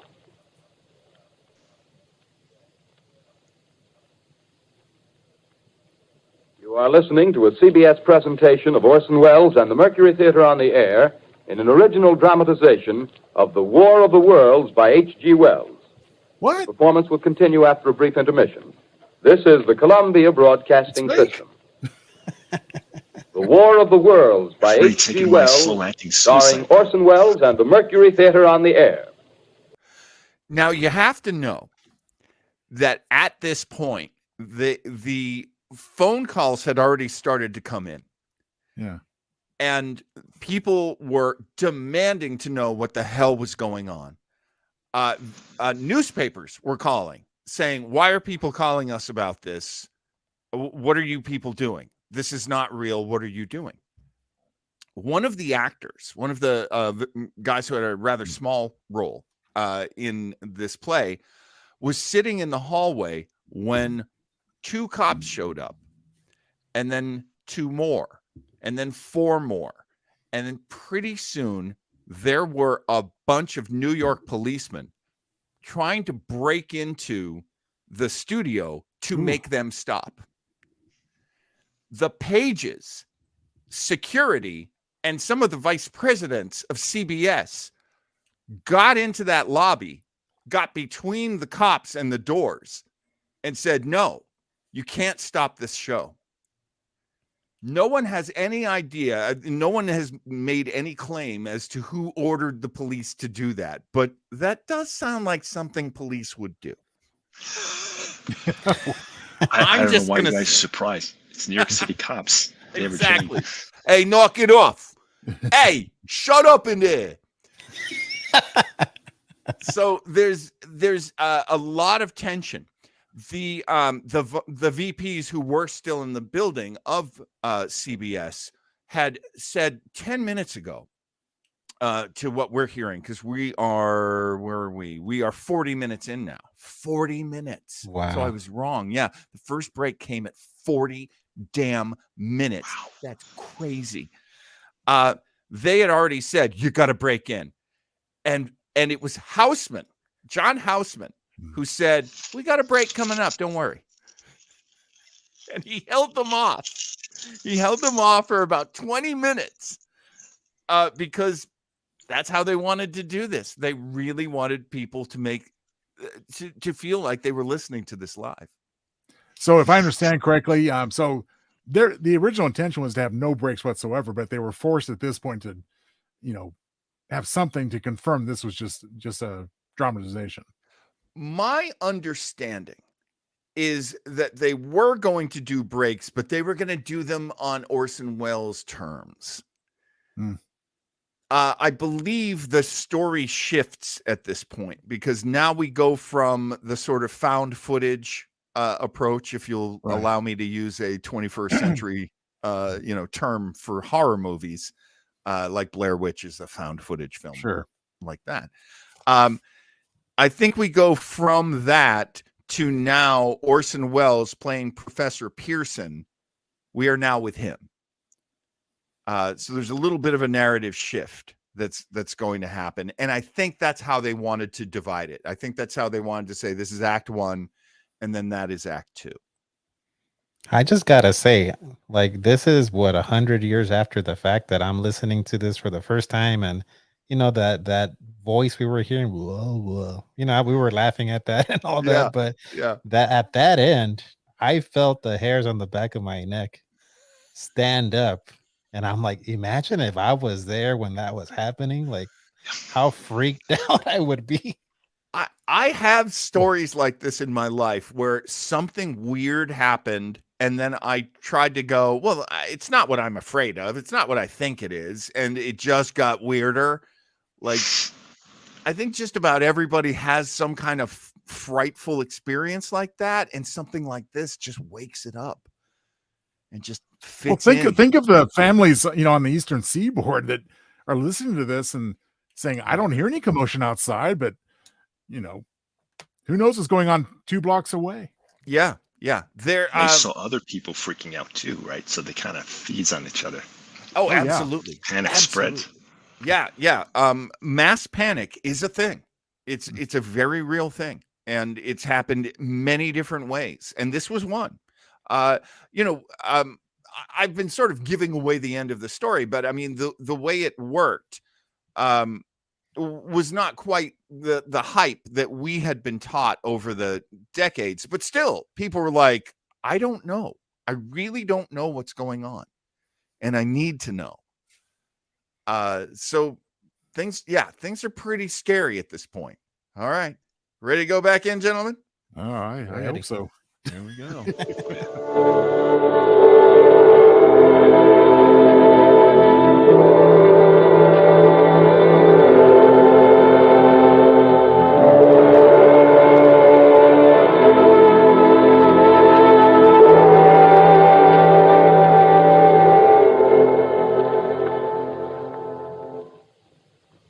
As I set down these notes on paper, I'm obsessed by the thought that I may be the last living man on Earth. I've been hiding in this empty house near Grover's Mill, a small island of daylight cut off by the black smoke from the rest of the world. All that happened before the arrival of these monstrous creatures in the world now seems part of another life. A life that has no continuity with the present. Furtive existence of the lonely derelict who pencils these words on the back of some astronomical notes bearing the signature of Richard Pearson. I look down at my blackened hand and I try to connect them with a professor who lives at Princeton and who, on the night of October 20th, glimpsed through his telescope an orange splash of light on a distant planet. My wife, my colleagues, my students, my books, my observatory, my world. Where are they? Did they ever exist? Am I Richard Pearson? What day is it? Do days exist without calendars? Does time pass when there are no human hands left to wind the clocks? Writing down my daily life, I tell myself I shall preserve human history between the dark covers of this little book that was meant to record the movements of the stars. But to write, I must live, and to live, I must eat. Find moldy bread in the kitchen and an orange not too spoiled to swallow. Keep watch at the window. Time to time, I catch sight of a Martian above the black smoke. The smoke still holds the house in its black coil, but at length there's a hissing sound, and suddenly I see a Martian mounted on his machine, spraying the air with a jet of steam as if to dissipate the smoke. I watch in a corner as his huge metal legs nearly brush against the house. Exhausted by terror, I fall asleep. Morning. Sun streams in the window. The black cloud of gas is lifted, and the scorched Meadows to the north look as though a black snowstorm had passed over them. I venture from the house. I make my way to a road, no traffic. Here and there, a wrecked car, baggage overturned, a blackened skeleton. Push on north.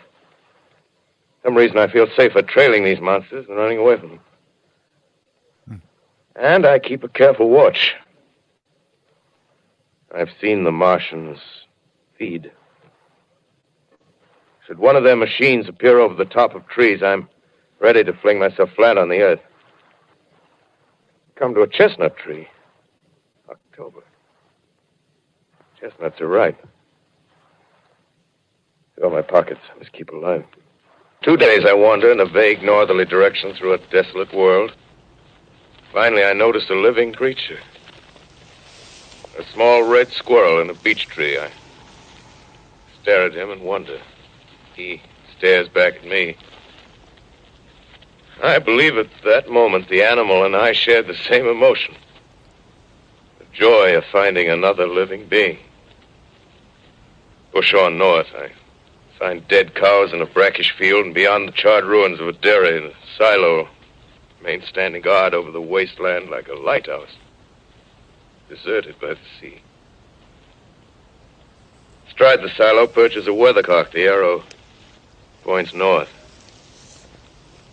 North. Next day, I come to a city. Mr. Townsell. Just quick observation. I think the break where it was at the 40-minute mark must have been intentional, because it's pretty much at that point, after announcing it's a dramatization, that we abandon the real-time narrative and just basically go to a more conventional storytelling aspect. Yeah, it's jumping in time quite a bit. It's been a few days now. Yeah. I wanted to ask, and Mario, I'll ask you first. The descriptions, the writing, is this word picture solid in your head? I mean, I can see in my head the imagery is like a desolate land. Everything's wasted. He just sees this squirrel. I'm sure the squirrel wasn't that happy to see him, but I just see like a wasteland, it's like in a post-apocalyptic. Yeah. I'm definitely getting that image in my head. Yeah, That's cool. Craig, how about you, man? You seeing it? I'm about the same.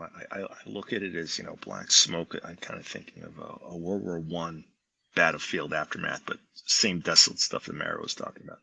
Right.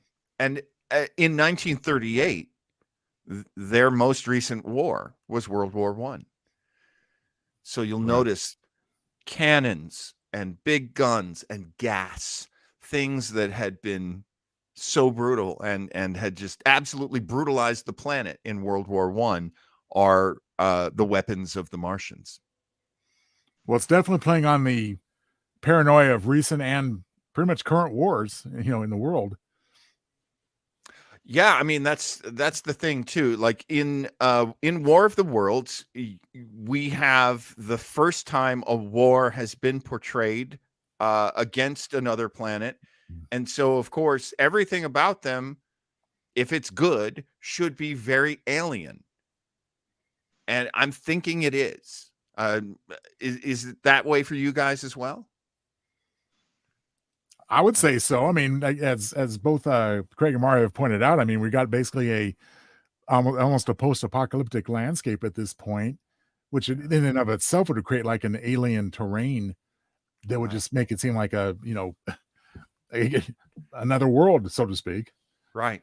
And one of the elements, and it goes all the way back to the original novel by H.G. Wells. I can't believe it was the first time I'm mentioning him, but H.G. Wells had basically described terraforming.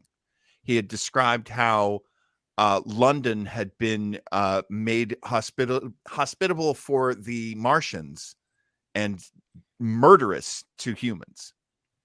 Very interesting concepts. And of course, at the end of the 19th century is when the novel came out. So right, I was going to mention that if you didn't, for Mario's benefit, if he wasn't aware of that, is that these concepts came from an even older source. Yeah, which is the genius of H.G. Wells. Yeah, it's the 1880s, I believe, but I should have had more or that less for that. Yeah, 1880s, 1890s. City vaguely familiar in its contours, yet its buildings strangely dwarfed and leveled off as if a giant had sliced off its highest towers with a capricious sweep of his hand. Reached the outskirts, I found Newark. Newark, undemolished but humbled by some whim of the advancing Martians. Presently, with an odd feeling of being watched, I caught sight of something crouching in a doorway. I made a step towards it, and it rose up and became a man. A man armed with a large knife. Stop! Where do you come from? I come from many places. A long time ago, from Princeton. Princeton, huh? That's near Grover's Mill. Yes. Grover's Mill. There's no food here. This is my country. All this end of town down the river. There's only food for one. Which way are you going? I don't know. I guess I'm looking for people. Hey, what was that? Did you hear something just then? No. Only a bird. A live bird. Yeah. You get to know that birds have shadows these days. Say, we're in the open here. Let's crawl in this doorway here and talk. Have you seen any Martians? No. They're going over to New York. Night, the sky's alive with their lights, just as if people were still living in it. By daylight, you can't see them. 5 days ago, a couple of them carried something big across the flats from the airport. I think they're learning how to fly. Fly? Yeah, fly. Then it's all over with humanity. Stranger, there's still you and I. 2 of us left. Yeah. They got themselves in solid. They wrecked the greatest country in the world. Those green stars, they're probably falling somewhere every night. They've only lost one machine. There isn't anything to do. We're done. We're licked. Where were you? You're in a uniform. Yeah, what's left of it. I was in the militia. National Guard. That's good. There wasn't any war.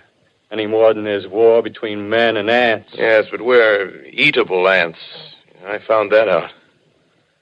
What'll they do to us? I thought it all out. Right now, we're caught as we're wanted. A Martian only has to go a few miles to get a crowd on the run. But they won't keep on doing that. They'll begin catching us systematic, like keeping the best and storing us in cages and things. They haven't begun on us yet. Not begun? Not begun. All that's happened so far is because we don't have sense enough to keep quiet. Bothering them with guns and such stuff and losing our heads and rushing off in crowds. No, instead of our rushing around blind, we got to fix ourselves up according to the way things are now. Cities, nations, civilization, progress. Yes, but if that's so, what is there to live for? Well, there won't be any more concerts for 1,000,000 years or so, and no nice little dinners at restaurants. If it's amusement you're after, I guess the game's up. What is there left? Life, that's what. I want to live. Yeah, and so do you. We're not going to be exterminated. And I don't mean to be caught either. Tamed and fattened and bred like an ox. What are you going to do? I'm going on. Right under their feet. I got a plan. We men as men, we're finished. We don't know enough. We got to learn plenty before we got a chance. We've got to live and keep free while we learn, see? I've thought it all out, see? Well, tell me the rest. Well, it isn't all of us that are made for wild beasts. That's what it got to. That's what it got to be. That's why I watched you. Watched you. All those little office workers that used to live in these houses. They be no good. They haven't any stuff in them. They used to run off to work. I've seen hundreds of them running to catch their commuter's train in the morning, afraid they'd get canned if they didn't. Running back at night, afraid they wouldn't be in time for dinner. Lives insured and a little invested in case of accidents. Yeah, and on Sundays, worried about the hereafter. What's wrong, John? The Martians, they'll be a godsend for those guys. Nice, roomy cages. Final step before rendering the video. Make sure all of your clips that do have audio are turned down. Good God, John, why are you so dumb? I thought it John, was this part of is the obviously the giant transmitter the Martians erected to contact the people back on Mars. I thought it was part of the show. Yes. Mario, I have ruined War of the Worlds for you. No, and I am so sorry. I'm digging it. Now when somebody tells me, "Oh, you know, I saw the Tom Cruise movie," I'm gonna say, "Big deal." I listened to the Orson Welles 1930s radio with a new layer of terror provided by Captain John Wick. Provided by inadequate preparation. I do love this character, this former militiaman that he's talking to, and I don't want to ruin it for you guys, but when I'm hearing him, I'm hearing like, "Oh, ladies and gentlemen, let me tell you something. The globalists are they're coming in. It sounds like an Alex Jones guy to me. Well, it's pretty timeless stuff here on that level, John. And I have to say that I never got this irony before this particular listening, but it seems ironic to me that if people had stuck around and listened to the whole broadcast, they would have known it was fake. Oh, yeah. But probably a lot of them panicked and bailed, before they got to that point where it was obvious. That is very much the assumption. Yeah, very much. We are close to the end, so I won't slow it down anymore, but by all means flag me down, but I have a million things to tell you after the show. Good food, careful breeding, no worries. Yeah, after a week or so of chasing around the fields on empty stomachs, they'll come and be glad to be caught. You've thought it all out, haven't you? Sure, you bet I have. That isn't all. These Martians are going to make pets of some of them. Train them to do tricks. Who knows, get sentimental over the pet boy who grew up and had to be killed. Yeah, and some maybe they'll train to hunt us. Oh, no, it's impossible. Human. Yes, they will. There's men who do it gladly. If one of them ever comes after me, by... In the meantime, you and I and others like us, where are we to live when the Martians own the Earth? I got it all figured out. We'll live underground. I've been thinking about the sewers. Under New York, there are miles and miles of them. The main ones, they're big enough for anybody. Then there's cellars, vaults, underground storerooms, railway tunnels, subways. You begin to see, huh? We'll get a bunch of strong men together. No weaklings. That rubbish, out. As you meant me to go. All right. Give you a chance, didn't I? Won't quarrel about that. Go on. One of history's first doom preppers. We got to make safe places for us to stay in, see? Get all the books we can. Science books. That's where men like you come in, see? We raid the museums. We'll even spy on the Martians. May not be so much we have to learn before... Listen. Just imagine this. 4 or 5 of their own fighting machines suddenly start off. Heat rays right and left. Not a Martian in them. Not a Martian in them, see? But men. Men who've learned the way how.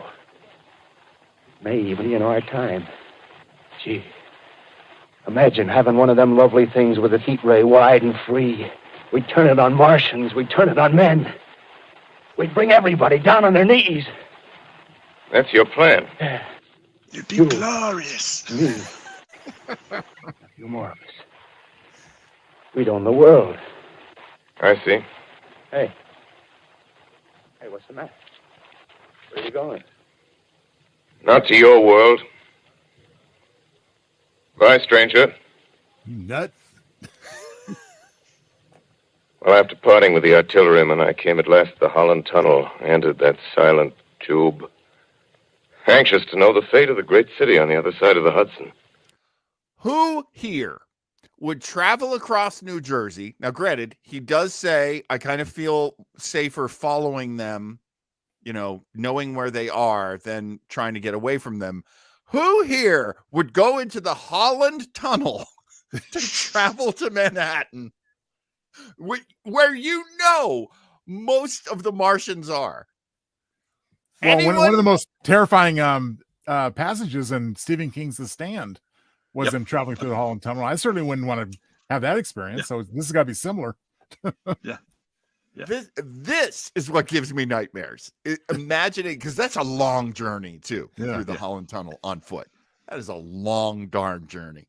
I will go up to the George G.W. Bridge. I don't care how. Something. I'm with you. I'm with you, Craig. Because at least you can look around and you aren't trapped under a river. Yeah, this is nuts to me. Cautiously, I came out of the tunnel and made my way up Canal Street. Okay. I entered the tunnel, and before I knew it, I was on Canal Street. What? How long? I've never been there, so how long is this tunnel? Like, it goes the full width of the river, and so that's the Hudson, correct? Yes. That would be the Hudson between New Jersey and Manhattan. By car, it's like 10, 15 minutes, is it not? Yeah, it's about a mile. Well, don't forget, it's going to be jam full of panicking people trying to get out of the city. Yes. At this point, I assume they're all dead. The problem is completely. Like I said, all their derelict cars are sitting there, for him to stumble over in the dark. And yeah, it would be dark. It would be. Anyway, he's on Canal Street. I hope he stops by some of my favorite stores and picks up. If the Martians can get to Earth in like 10 seconds, then he can get through the Holland Tunnel in 5 seconds. Come on. Holy cow. Okay, here we go. Orson Welles is in charge. Let's go. Reached 14th Street, and there again were black powder and several bodies and an evil, ominous smell from the gratings of the cellars of some of the houses. I wandered up through the 30s and 40s. Street in 1 second. Stood alone on Times Square. Caught sight of a lean dog running down 7th Avenue with a piece of dark brown meat in his jaws and a pack of starving mongrels at his heels. Made a wide circle around me as though he feared I might prove a fresh competitor. Walked up Broadway in the direction of that strange powder, past silent shop windows, displaying their mute wares to empty sidewalks. Past the Capitol Theater, silent, dark. Past a shooting gallery where a row of empty guns faced an arrested line of wooden ducks. Near Columbus Circle, I noticed models of 1939 motor cars in the showrooms facing empty streets. Over the top of the General Motors building, I watched a flock of black birds circling in the sky. Hurried on. Suddenly, I caught sight of the hood of a Martian machine, standing somewhere in Central Park, gleaming in the late afternoon sun. An insane idea. I rushed recklessly across Columbus Circle and into the park. I climbed a small hill above the pond at 60th Street, and from there I could see standing in a silent row along the mall 19 of those great metal titans, their cowls empty, their steel arms hanging listlessly by their sides. I looked in vain for the monsters that inhabit those machines. Suddenly my eyes were attracted to the immense flock of black birds that hovered directly below me. They circled to the ground. And there before my eyes, stark and silent, lay the Martians with the hungry birds pecking and tearing brown shreds of flesh from their dead bodies. Later, when their bodies were examined in laboratories, it was found that they were killed by the putrefactive and disease bacteria against which their systems were unprepared. Slain, after all, man's defenses had failed by the humblest thing that God, His wisdom, has put upon this earth. Before the cylinder fell, there was a general persuasion that through all the deep of space, no life existed beyond the petty surface of our minute sphere. Now we see further. Dim and wonderful is the vision I've conjured up in my mind of life spreading slowly from this little seedbed of the solar system throughout the inanimate vastnesses of sidereal space. But a remote dream, maybe that the destruction of the Martians is only a reprieve to them and not to us. The future ordained, perhaps. Strange it now seems to sit in my peaceful study at Princeton, writing down this last chapter of the record, begun at a deserted farm in Grover's Mill. Strange to watch children playing in the streets. Strange to see young people strolling on the green where the new spring grass heals the last black scars of a bruised earth. Strange to watch the sightseers enter the museum where the dissembled parts of a Martian machine are kept on public view. Strange when I recall the time when I first saw it. Bright and clean-cut, hard and silent under the dawn of that last great day.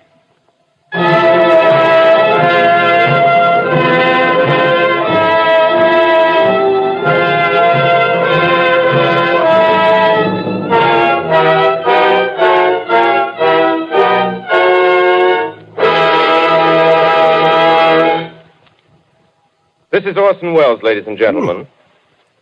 Out of character, to assure you that the War of the Worlds has no further significance than as the holiday offering it was intended to be. Now you tell me. Mercury Theater. And may I point out, as you're listening to this, maybe it's just me, but he sounds really resentful. Because he said later, at this moment, he thought this was it. He was ruined. He actually said to people, I'm done. They'll never let me on broadcast radio ever again after this.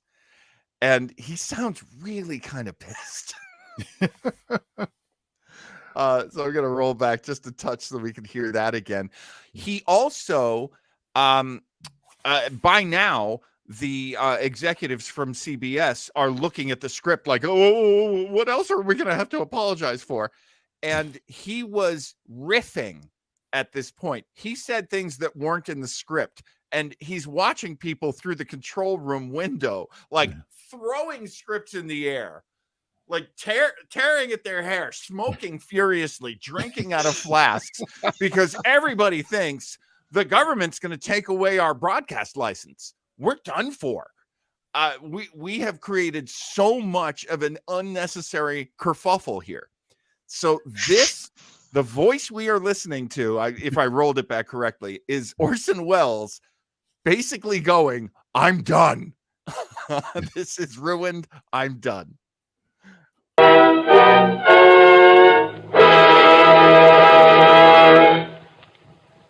This is Orson Welles, ladies and gentlemen. Out of character, to assure you that the War of the Worlds has no further significance than as the holiday offering it was intended to be. The Mercury Theater's own radio version of dressing up in a sheet and jumping out of a bush and saying boo. Starting now, we couldn't soap all your windows and steal all your garden gates. By tomorrow night, so we did the best next thing. We annihilated the world before your very ears and utterly destroyed the CBS. Oopsie. You will be relieved, I hope, to learn that we didn't mean it, and that both institutions are still open for business. So goodbye, everybody, and remember, please, for the next day or so, the terrible lesson you learned tonight. That grinning, glowing, globular invader of your living room is an inhabitant of the pumpkin patch, and if your doorbell rings and nobody's there, that was no Martian, it's Halloween.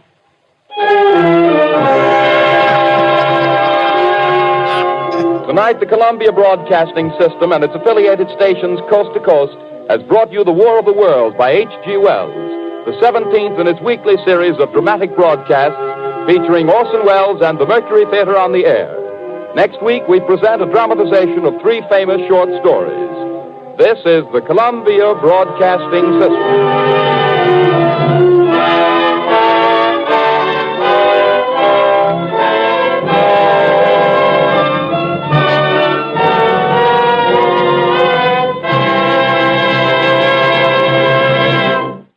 Well, I hope those 3 short stories the following week were like Little Orphan Annie or something to take the edge off a little bit. I wish wish I could look it up for you. My computer is way too overwhelmed for that. But yeah, I can't remember what happened next on the series.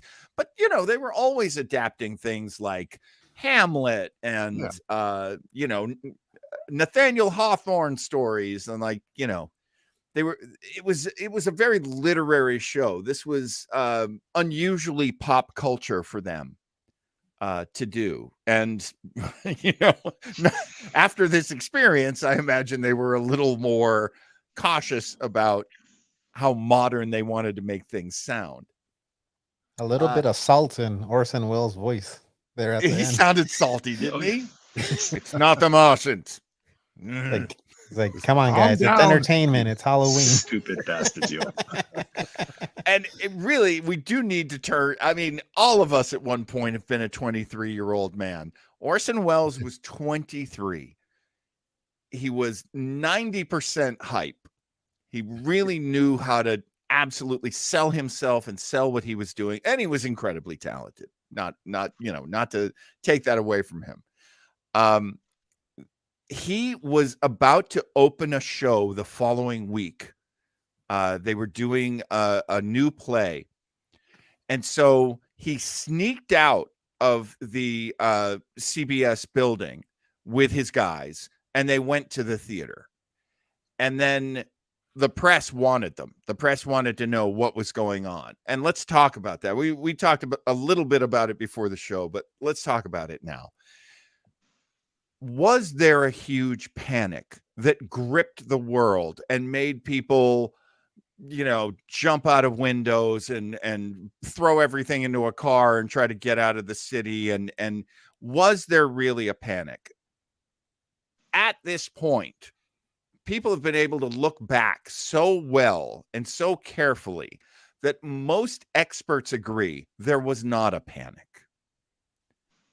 However, there were newspaper stories for 2 weeks about this panic, and a story about a woman who killed herself, or about a man who jumped off a bridge, or about this person or that person. Why were the newspapers the only source of this information? It was because in the 1930s, newspapers, which had a lock on everybody's attention for news for, like 100 years at this point, they took a huge hit from radio. Modern radio, as we know it, started in the late 20s. And newspapers were losing advertisers to radio. Not this show, because the show didn't have advertisers. But still, radio was becoming the Johnny on the spot. If you wanted to know what was going on in the news, you didn't run down to the corner and ask the little kid to sell you a paper for a nickel. You turned on your radio.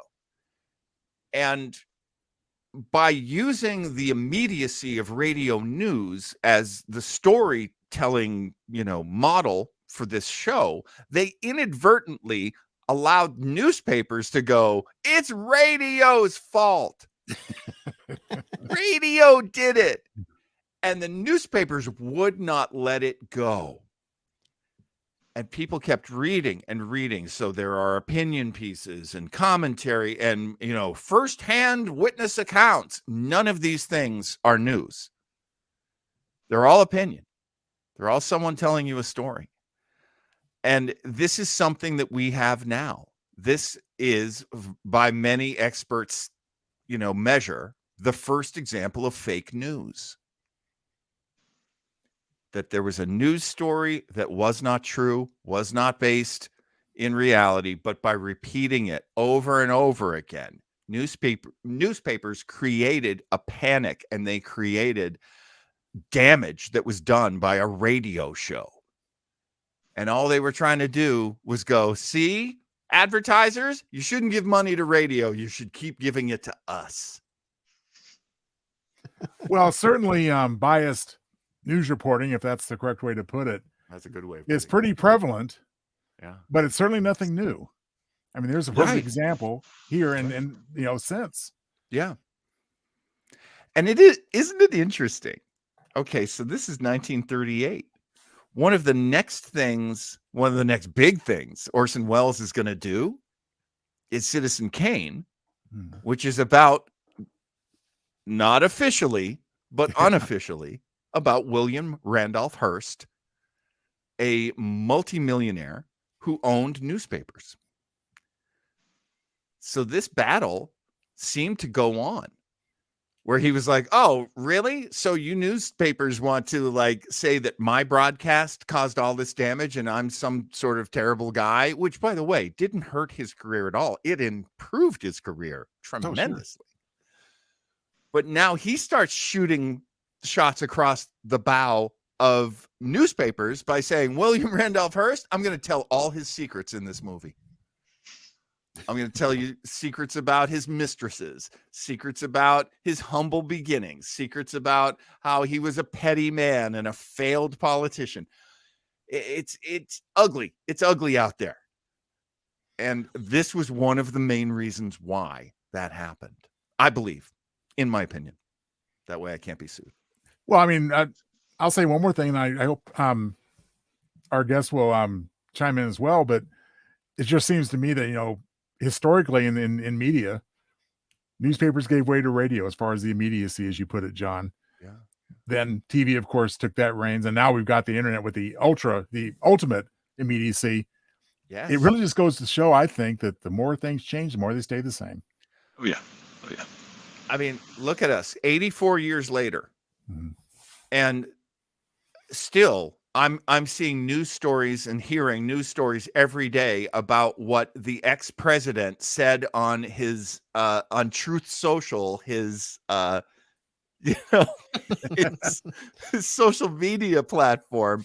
I mean, we're still in that anecdotal place. We're still in that if this place. if this was an Ayn Rand novel from like the Fountainhead, all that orange turnip would have done is create another newspaper, right? Yeah.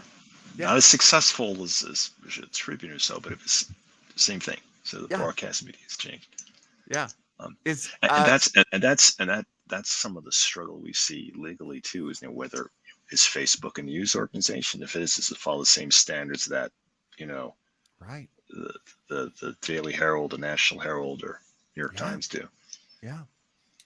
There have been times when I can think of Tucker Carlson. I can think of Alex Jones, who I mentioned before, certainly Rush Limbaugh, where they were called on the carpet. They were brought to court in a civil suit. And they said it was not news. It was entertainment. And people forget this. But yes, I do remember those cases. And it's actually not just them. It's pretty much the whole flagship broadcasting for Fox. I mean, you know, I'm not a normal person. I don't normally say like, well, it happens on both sides, but it can. Right and left media do this stuff all the time.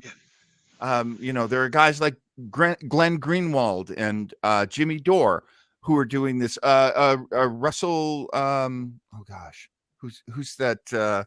Who's that very good-looking, funny guy from Britain? Russell Brand? Thank you, Russell Brand. Yes. Russell Brand. I used to follow him on YouTube all the time.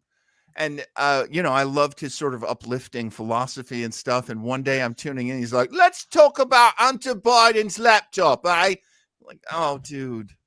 Oh, it's really? So funny you say that, John. The same thing happened to me. I used to think he was a reasonably sane, and then all of a sudden, you know, let's talk about the emails. And I was like, okay.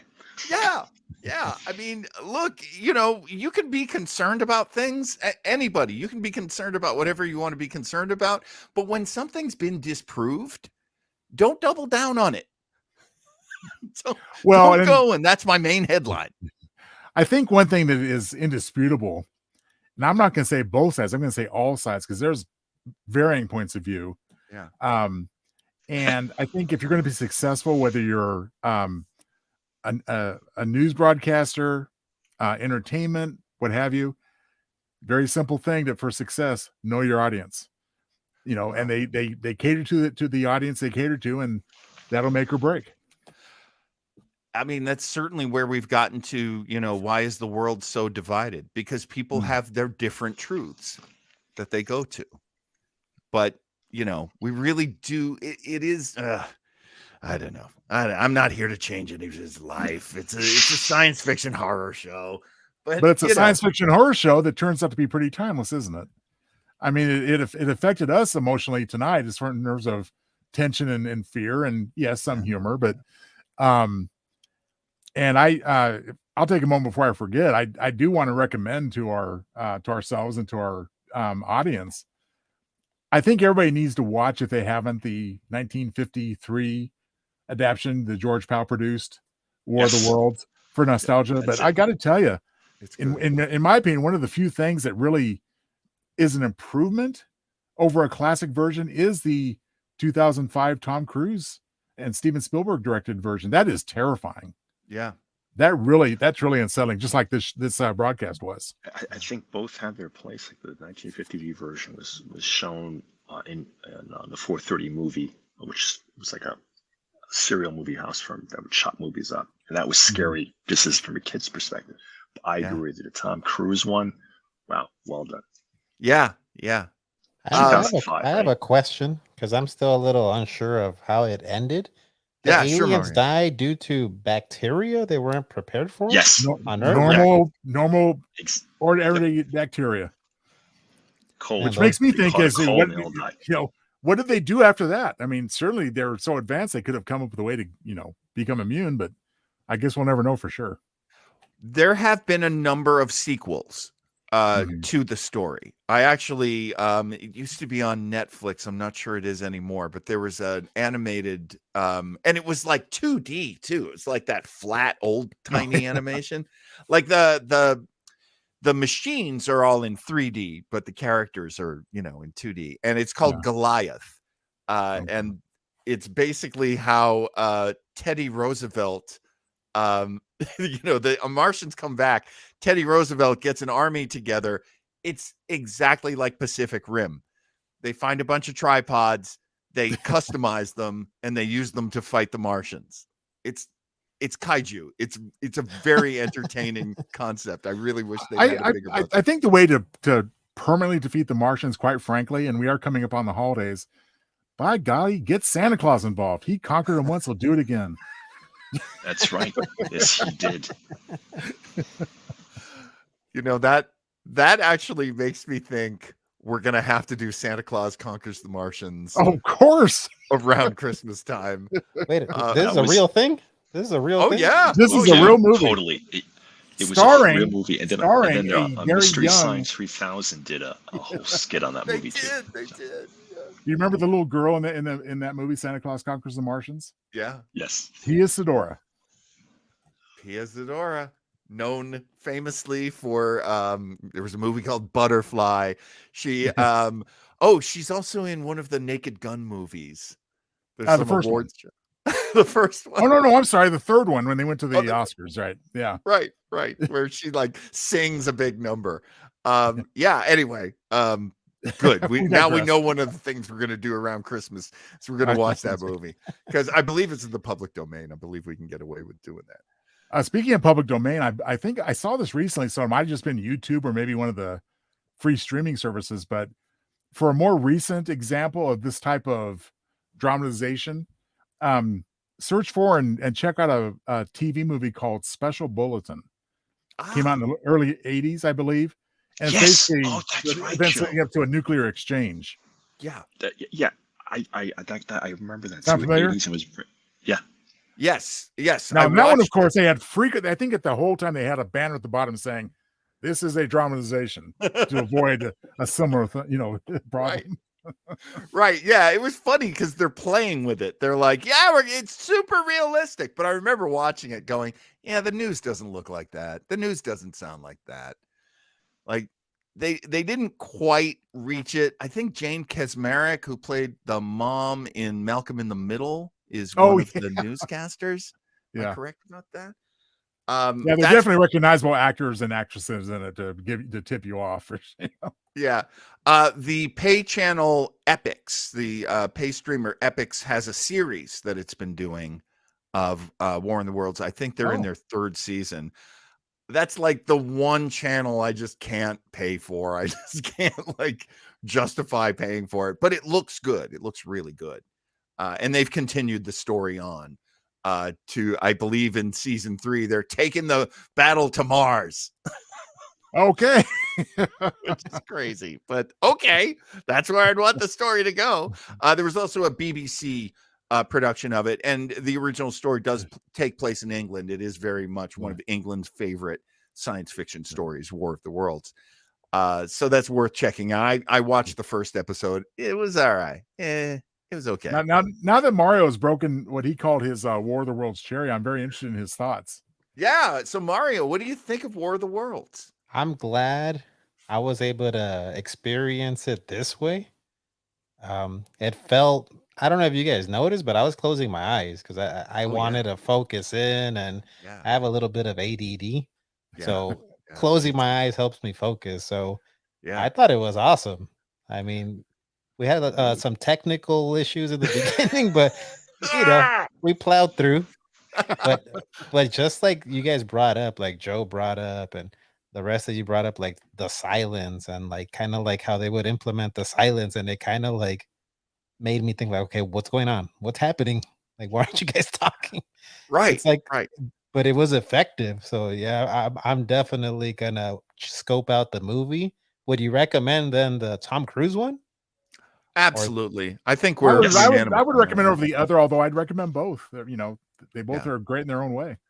Yeah, the George Powell one has miniatures in it, and so kind of that retro science fiction is always fun. Great colors in that movie as well. So yeah, but honestly, I love the Tom Cruise. And Mario and the rest of you, do you remember during the whole syndicated TV show phase of the 80s and 90s, there was a War of the Worlds syndication. It came out right after Legend. Yes. Then yes. I remember. Then Star Trek, and then War of the Worlds. Yes. It was it a half hour or was it an hour? I know it was an hour. It was Canadian. That's you guys know me in Canadian science fiction TV. I just love it. It's never as good as American or British, but I still love it. So it's and in the if you do watch the George Powell version first from the 50s, that'll give you something to look forward to in the Tom Cruise one, only in as much as that there is a very brief end of movie cameo by the originals leads. Yes. Gene Barry and Ann Robinson. I looked it up. Oh, I gotta look for that. I didn't notice that. Yeah, they're just at the very end. Yeah, don't even have lines. They're just them.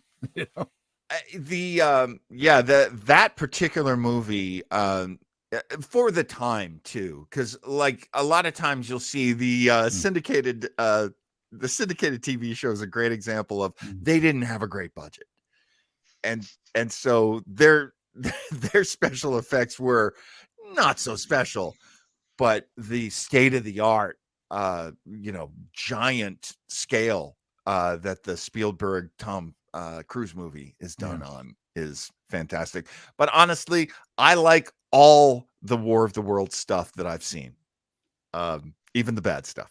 I really do love it. And there was when I was trying to look up the 1975 TV movie that we've been talking about, like The Night That Panicked America, I think that's what it was called. They had done a live show in the 50s. It was one of these Playhouse 90 kind of shows about it. I haven't watched it yet. It's on YouTube. Might be worth watching it. Absolutely. All right. Gentlemen, I think that might be it. Anything anybody else wants to throw on the table as we end this 2 hour and 19-minute, probably 20-minute broadcast of Haunted Radio? Mr. Lubin, final thoughts? It was fun seeing someone hear it for the first time. I like the fact that we still are talking about media's influence to this day. That's a good point.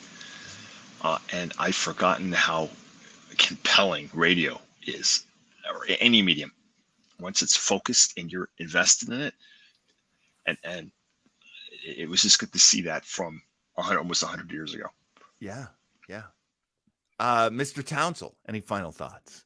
I can't add much to that. That's very, very true and eloquent how that Craig put it. I do relate to what Mario said about closing his eyes, because that's how, they didn't close their eyes, of course, but there were no visual aids, obviously, with radio, and that's how they listened to it back then, and that's how we try to experience it now. Yeah. Although that does not take away from John's very, very nice and effective and fun visual aids, except when there's unwanted audio in there. So, Mario, I have one question to ask you. Will you come back in the future and do the show with us again, please?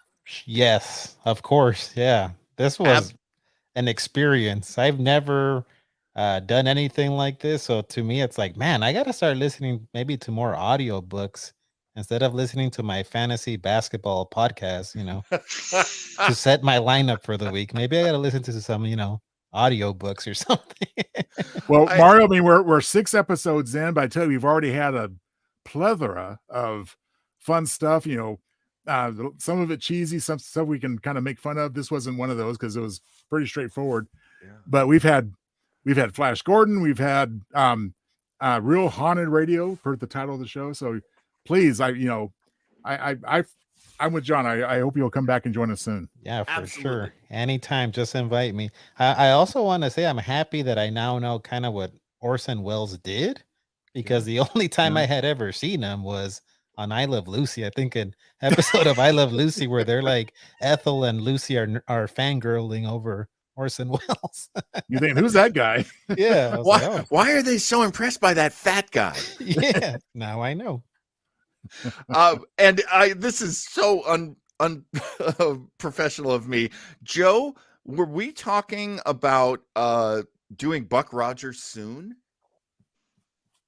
Yeah. Originally, I think maybe when we were talking about doing a completely different show, I had written down Buck Rogers on November 6th.